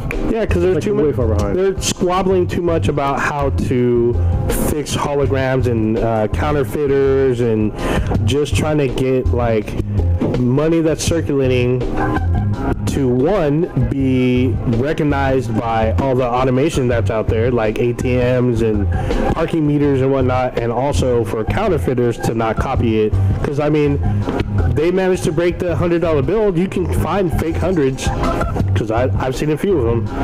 But I mean, I guess they're trying to add Harriet Tubman to the 20s, and it was supposed to be this year. It's supposed to be 2020, and Trump's administration delayed it. So I guess it won't be until maybe 2022, maybe next year. Not quite sure, but it's not coming this year for sure. Wow, speaking of Trump. Oh shit. So apparently his the the impeachment filings have been filed with the Senate now, which I don't think it's going to go anywhere with the Senate unless Republicans grow some balls and finally like divert from this fucking guy. Y'all know me, like I said it from like, if you listen back like old podcasts, I gave the guy a chance. Yeah. Now I'm like, fuck him. Like I gave him a chance because I give people chances, and he fucked it all up. And but there's Republicans that are still backing this dude, and I don't think it's gonna get out of the Senate. So I think it's gonna be like a half-assed attempt to impeach this guy. But I hope he gets voted out. You know, I hope that I hope we get a decent Democrat, presidential candidate. I hope it's Andrew Yang, me personally. But whoever gets it, I hope that they defeat him, because we're in a weird two-party system. If it was somebody else, like if we had an independent or some other third party, that'd be great too. But two-party system, I just want the guy out of the White House. Yeah. That's all. What was the comment he made about our military? We're for sale, apparently, now. We're fucking mercenaries. We're mercenaries now? Yeah, apparently he's like, he's saying that, Saudi Arabia paid like a couple $2 billion, and, he has the American military on their side. I'm like, what the fuck? You understand that every single terrorist that flew into the World Trade Center and they did all those fucking airplane attacks, guess what their fucking passport said? Saudi Arabia. This is a fact. And so, the people seem to forget about that kind of shit. Yeah, it's fucking ridiculous. Saudi Arabia is not a real ally of America. They don't give a shit about America. They give a shit about our money. That's about it. And our protection, but that's about it. Wow. So, yeah, there's that. We didn't talk about Oathbreaker's not here because he would have been talking about this, but the Academy Awards got nominated over the weekend, and looks like the film Joker has 11 nominations, including Best Actor and Best Picture. Yeah, isn't it? It's like it's tied with the Netflix show Kingsman, The Irishman, right? Maybe. I think The Irishman's got about 11 nominations. I thought it was Marriage Story that had just as much, because the Marriage Story, which is also a Netflix film, or whatever, it's on. Now it's exclusively on Netflix, but I could have sworn it was in theaters for a short period of time, just like The Irishman, but it's on Netflix now. But Marriage Story was nominated, at least Adam Driver and I believe Scarlett Johansson, unlike Gal Gadot. Yeah, I know she's up for a nomination. Yeah, because Scarlett's putting in work.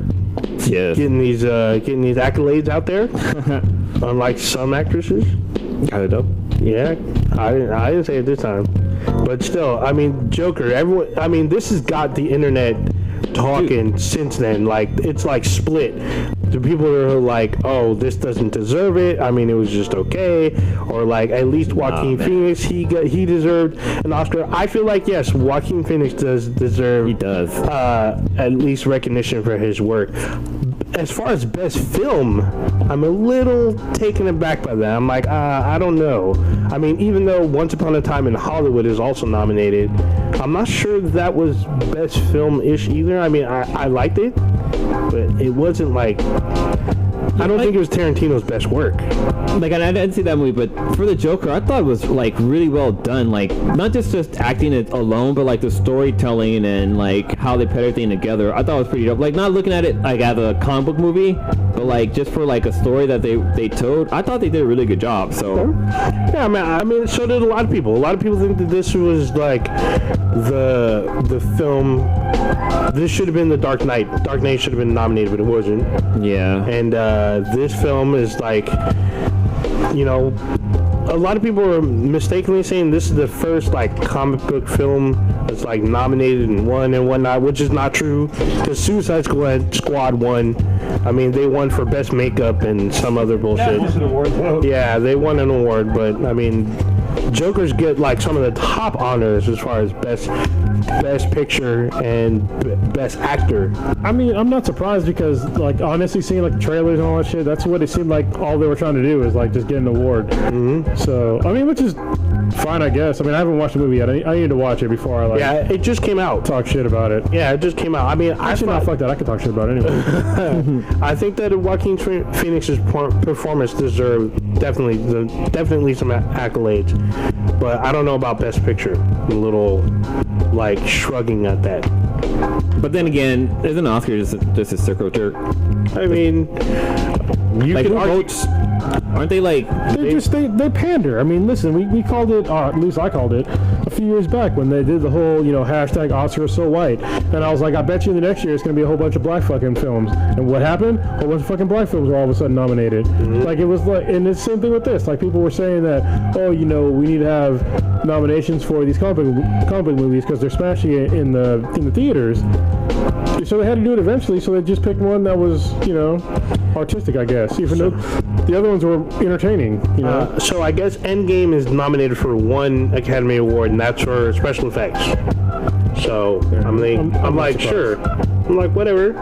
That's all good. But it's just like, I don't know. I think some of the nominees are just kind of like, huh? Really? Okay. I haven't seen Jojo Rabbit, which is nominated, but I heard that one was good. A lot of people are talking shit about Little Women. I know that the Oathbreaker wants to see 1917, or I do too, yeah. I call it Battlefield 1, the movie. That's what it looks like. I'm interested. It's one shot, though. That's why I want to see it. I mean, it still looks good. I feel like it's Saving Private Ryan, the European edition.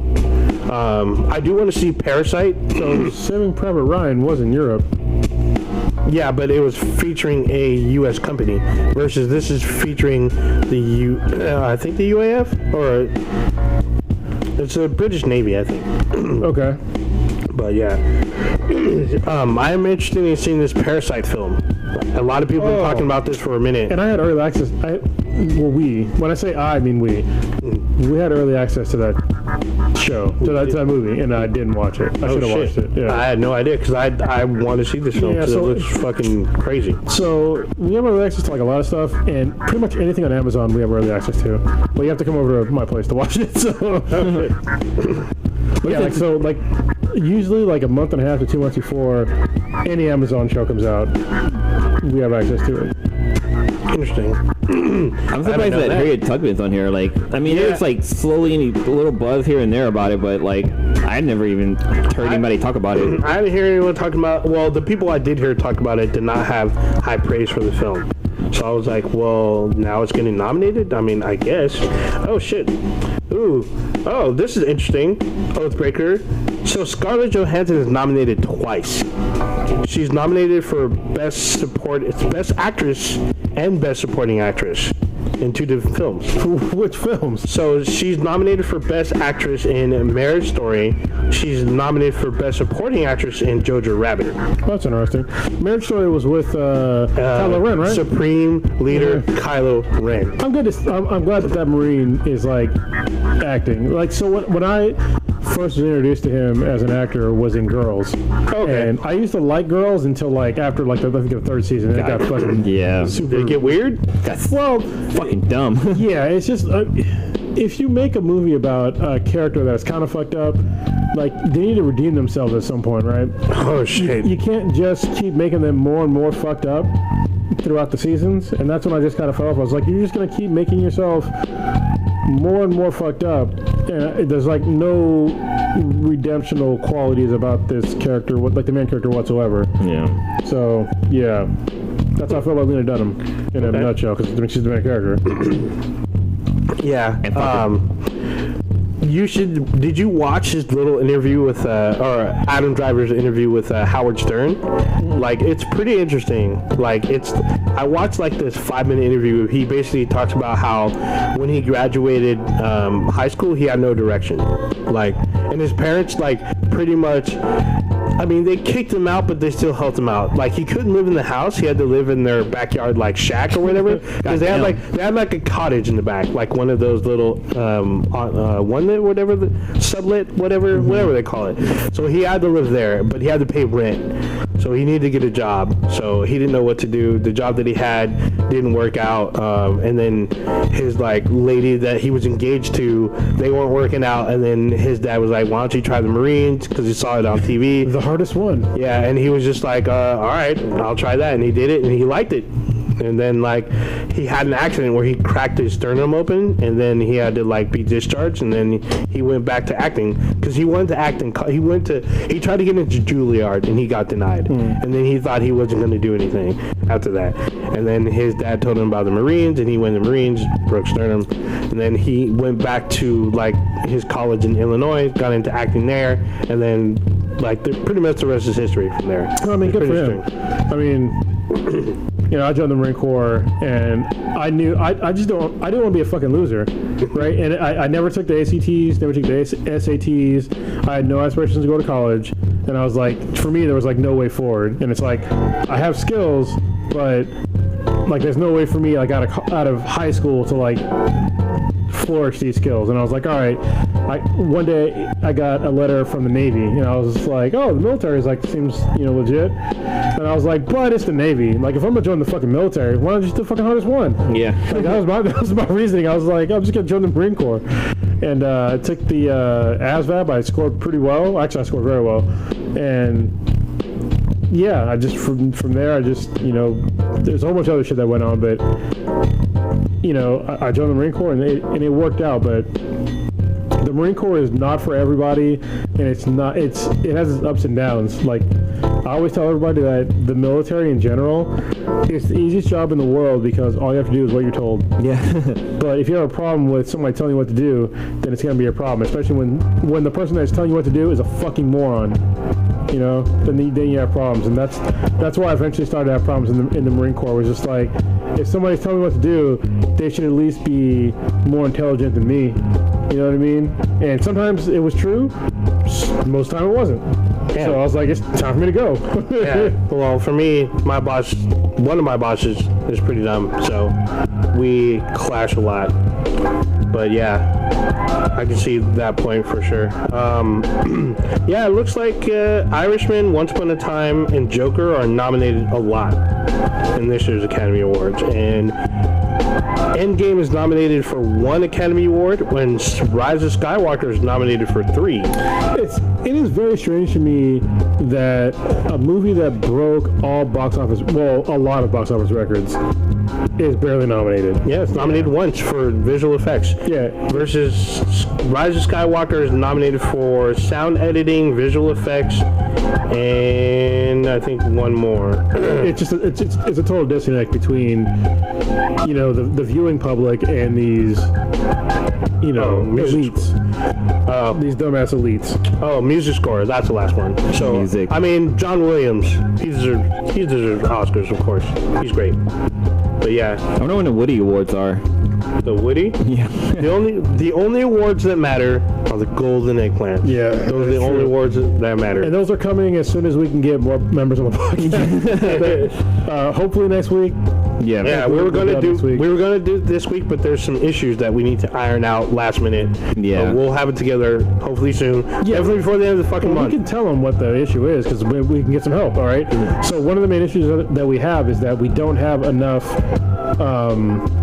nominees for the best rant of the year last year because it's hard for us to remember. I know this year I already wrote down one for the best rant of the year, and it's the Amazon thing because that was fucking amazing to me.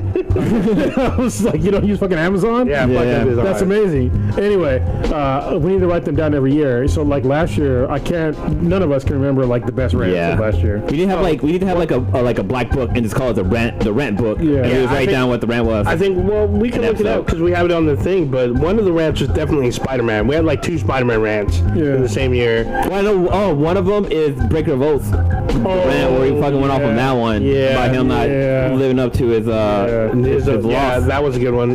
There's an Overwatch rant because the Oathbreaker freaked out when someone wrote an article about Overwatch porn. So we had this huge rant and we were screaming about it. That was a good one. Yeah, so, I gotta find out what episode it was. It's actually written down. It's actually the only nominee that was written down. Well, then also, I talked about it in the chat, but I also wanted to see if you guys wanted to add another category for the rotten eggplant for the rotten eggplant for the fucked up thing that happened last year or something stupid like. Well, we had the dankest moment of 2019, so I think that's good enough. Okay, because I wanted to throw on the Cybertruck on there, and I guess that falls in that category. What is that? You don't know the Cybertruck? No, what the fuck are you talking about? You don't order for Amazon? You don't know the Cybertruck Cybertruck is? We talked about it at length. We did. Yeah, I we probably did. wasn't here. Oh man, it's real Tesla quick. truck. I'll pull it up. So The Tesla truck. Is it called the Cybertruck? That's what everybody's It's called the Cybertruck. You're lying to me. No, that's it's called the fucking Cybertruck. It is called the Cybertruck. Holy shit! That's it right there. I thought it was just called the Tesla truck. Oh, it's called the Tesla. Hold on. Look, watch. I'll go to Oh my Tesla. god. You mean this is the drawing that Baby Yoda did? .com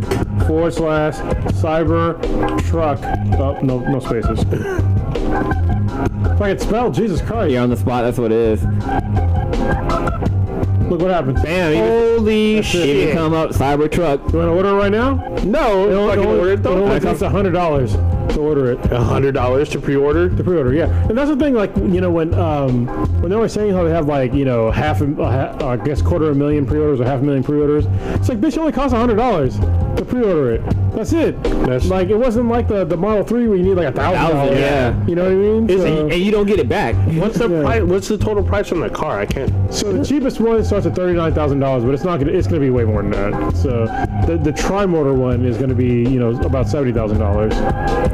You know, plus, you know, $7,000 for self-driving. So yeah, tri-motors is probably two in the front and one motor in the back. Oh, to control the back wheels. Yeah. Okay. But still, it's like I said before, Rivian is killing them as far as like tech goes. Rivian can do a fucking tank turn. I saw the video of the tank. Like that was that pretty shit's dope. amazing. That was pretty dope. Like nobody's doing that shit right now. Like literally, That's pretty fucking they dope. can sit in one spot and turn in 360 degrees, like in one spot. God damn, that's fucking dope. Yeah. And it's like, I mean, a Tesla should be able to do that because, well, it depends on if every wheel has its own motor. You Yeah. need 4. Yeah. And it has 4. So I literally thought it was just called the Tesla truck. I did not know it was called the called fucking the Cybertruck. Cybertruck. and it is not Holy good looking. It is not good looking. Okay, that was definitely fucking crazy. And the specs aren't that great. I bet. Like, to be honest, like if you like they try to make it seem like it's a mid-sized truck, but it's priced like a full-size truck. Like yeah. like if you look at like the tri-motor one, which is like, you know, that's the one with like the decent specs. But a truck at $70,000, that's a full-size fucking truck. Should be. And that's that price point, and every single full-size truck at that price point pretty much destroys a Tesla. Yeah. Like it tows more, you know what I mean? It has better features. Longer range. Yeah, way longer range. Yeah. It's like, Yeah. I mean, come on, man. Like, and I'm sort of a Tesla fan. It's like it was very disappointing to me to see that they came out with like this bullshit design for their truck, and they just dropped the ball, man. They really did. I mean, I hope they sell, you know, these trucks, because people, I mean, Tesla as a company, they definitely were like they disrupted the whole segment of like cars and trucks in general. Yeah, they did.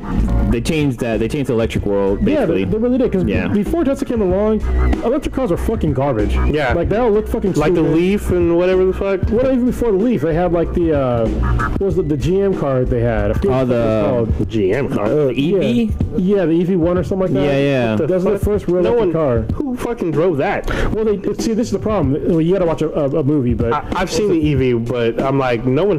the reason why you don't see them anymore is because they were lease only, and then they sold the technology to Japan. to Toyota. Yeah. And then they because they leased all their EV1s, they took them all back and they just fucking crushed them. And it was like, why? Because they were actually really efficient cars. What was the name of that movie? It was Who killed the electric car or something like yeah, that? something like that. Yeah, Yeah. it's a really good movie.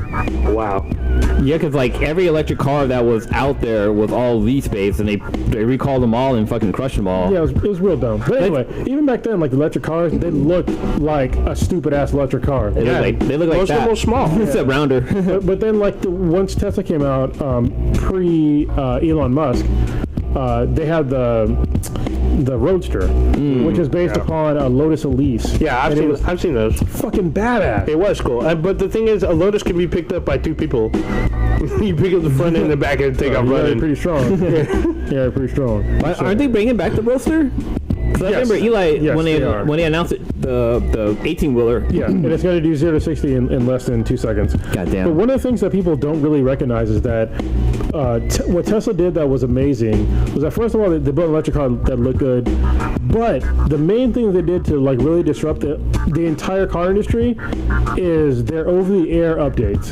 Oh yeah. There is no other vehicle on this fucking planet besides a Tesla that can upgrade your car while sitting inside your fucking garage, and like significant upgrades. Yeah. I'm not talking about like some bullshit like you get like your map update. Yeah, it's like seriously they did do like performance upgrades. When they did the ludicrous mode, that was an over-the-air upgrade. Goddamn. When they tossed in video games, over-the-air upgrade. Or even like their holidays things they do, where like I guess there's like Easter eggs within the car, where if you do like a certain motion with the car, it'll play Jingle Bell songs, and like with the guild doors, they'll like open up in sync with like the music and stuff, which is kind of fucking dope. Yeah, it's really cool. They literally like they're changing the car industry, but then they did this shit with the fucking Cybertruck. Yeah. Just like, I mean, first of all, it's electric vehicles of a certain like of most sizes, they don't tow that well because when you tow for a long distance, like you're going to drastically reduce your range. And in a car, that's okay, or a truck, it's okay because you can fill up, relatively quickly, and you can hold a high amount of fuel. But in a battery-powered car at this point in time, like they say that you're going to get 400 miles of range on these trucks, right? Maybe 500 on these trucks. It's like on a good day. But if you tow anything, that's going to get down to like 300, 250, and it's going to take you at least 30 minutes to charge it up, depending on how much you're towing. And it's like that's a significant amount of time. It is. Are they selling it with like a portable battery charger or something like that? No. I mean, you got to use a supercharger. Yeah. Which is fine. The supercharger thing is just like, or any like, you have to stop at a gas station to like, refuel your vehicle. So I get that, but it takes more time to fill up an electric car than it does a gas powered car. No matter how you slice it. Yeah. For now, it's taking more time. They're really improving upon the technology, but it's still going to take more time. Yeah. And I've seen videos, like I think it was this year, of like people waiting in line. It's somewhere where it was snowing. They're waiting in line to get to a supercharger. So even here, like over at Fremont Hub, like the Target station has. Oh yeah, they have charging stations, but like there's always like a huge fucking line to like charge your fucking car. Yeah, except when Target's closing, there's nobody there. Yeah, but on the flip side though, you can also charge your car at home. And like you can't refuel your car at home. No, you cannot. You know what I mean? And I think that's awesome. But if you get a Tesla, if you don't have the right amperage, you have to upgrade your wiring to be able to charge your Tesla. I mean, you can charge it from a 110 or 210 volt, but like it's gonna take you hours. Yeah, I think you need 220. That's like the ideal one. Yeah. Which I mean, if you're in California, if you have solar panels, you should probably have 220 somewhere in your house anyway. Like honestly, upgrading your shit to 220 is pretty fucking easy. Like I had to put a 220 socket into the garage, like behind us. You can actually see a hole in the wall. Yeah. That's right there. Is because that's how we put it in.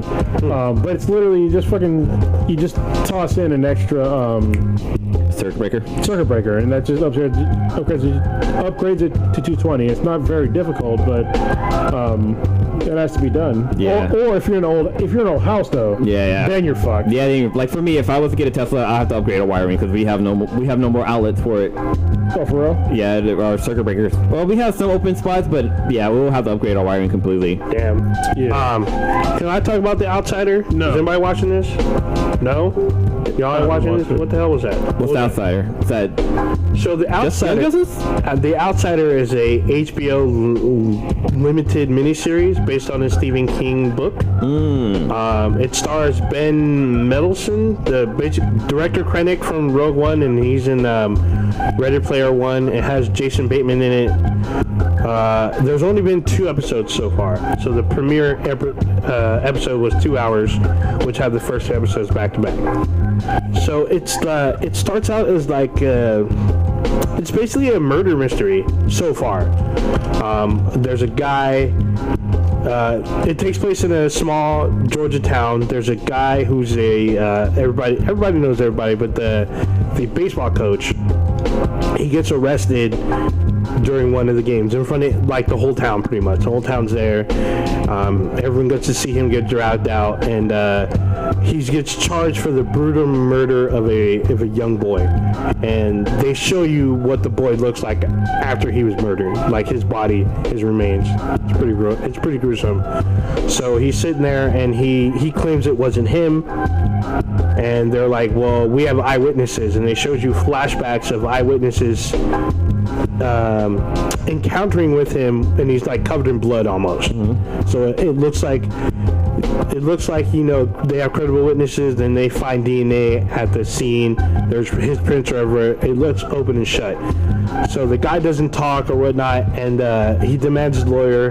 His lawyer comes up and whatnot, and he's like, all right, this wasn't me. They're like, bullshit, it wasn't you. He's all, I was at a conference in like another city. I had to fly there and whatnot. They're all, we have you pretty much on camera, which they have him on camera like at these spots that line up to the timeline, like him leaving the murder scene.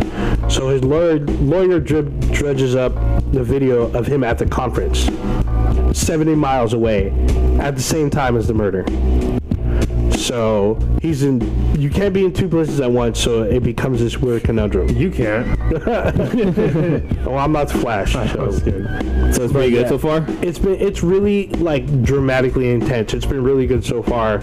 I don't want to give too much away, but in the next episode... Is that the Jason Bateman thing? Yeah, he's in it. Okay, yeah.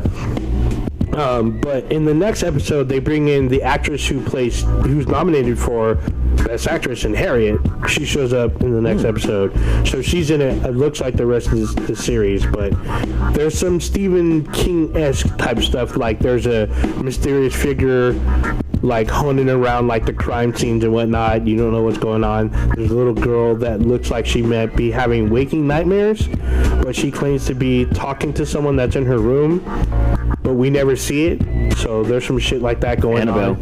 Yeah, there's some shit going on that's pretty crazy, but it's off of 2 episodes. It's been really good so far. I'm hoping that they continue this. I'm pretty sure it's going to go into some weird like Stephen King, either aliens or it'll be either aliens or some demon or multi-dimensional something. But we'll see. So far it's been really good.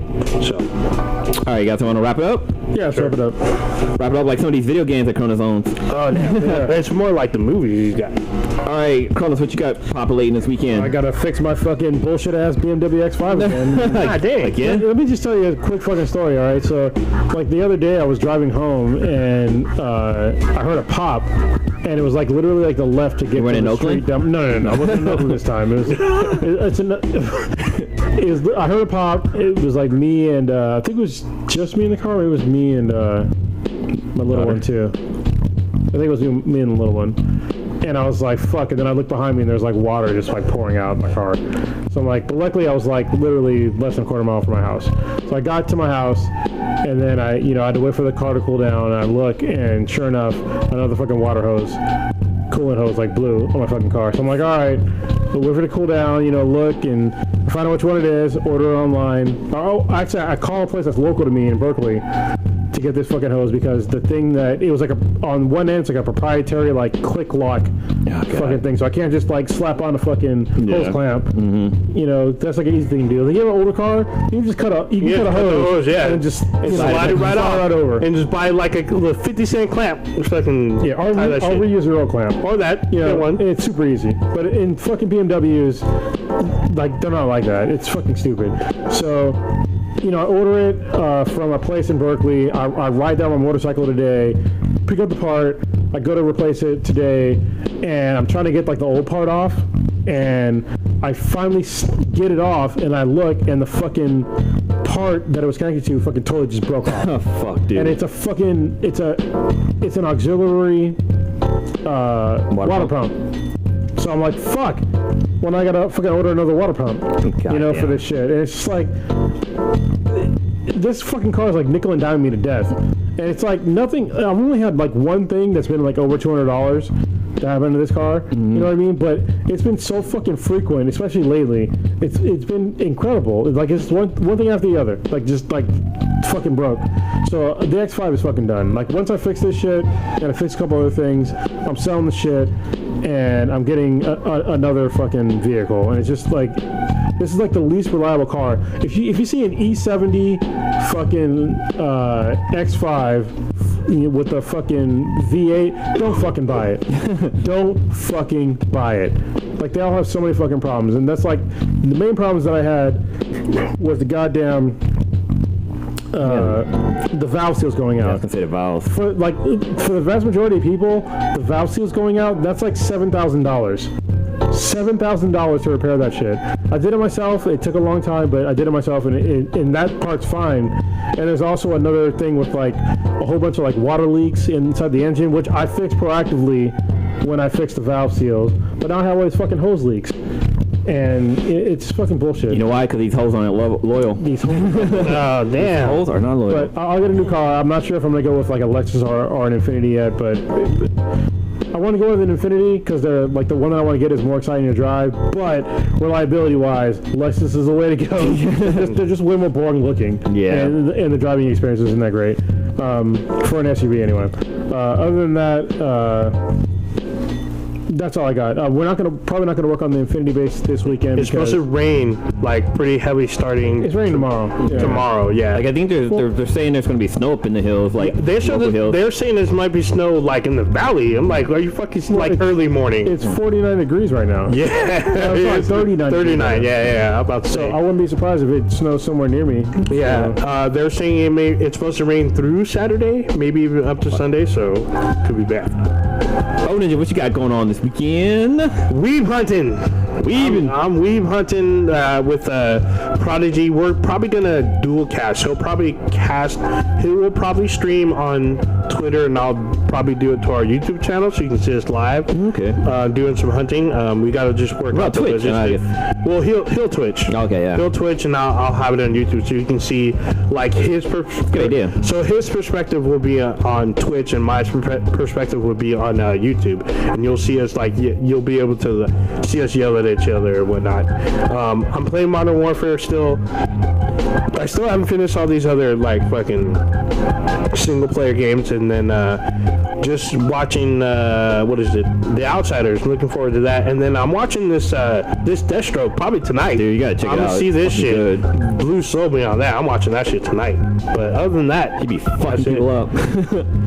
All right, for myself, this weekend, it's my mom's birthday, so I'm be going up to Stack to go see her tonight on Sunday. Okay. Birthday's on Sunday, so I got her a gift. Probably hit my little brother and see if he wants to ride up there with me. Oh, you got to go to Sauced. Go to Sauced. It's in downtown Sacramento. It's good. Barbecue place. My mom's kind of picky with food, so we'll see. She likes to go to the Golden Corral, so we might end up just going there. What the fuck? But you get a ride there, you want to borrow the motorcycle? I can tell you if you That's want. gonna be fucking cold. Yeah, cold. But yeah, Because your brother's got the what's he got? He has a R1, yeah. That'll be too fucking cold. But yeah, the sweetest thing I actually got a hot tub for our place. Oh, what? Yeah, no, it's not a big fancy ass one. It's an inflatable one that we bought. I got off Amazon for like $400. But Wow, chicken, wow. it fucking works, dude. It's relaxing. The bubbles that it puts off is relaxing everything. So yeah, we've been hanging out in the hot tub the last couple of days. So it's a lot Bet you of fun. have. But yeah, I'm also gonna be working on Stitch and his wife's picture. So hopefully I get that back to him this weekend as well. So that's about it. Odin to take us out of here. All right, users experience Black and Black times Infinity. We are mainly featured on YouTube. Check us out, Black and Black times Infinity /live on YouTube. You can check us out on Twitter at BThanBTI. That's BTHANBTI. We're on Player FM, Stitcher.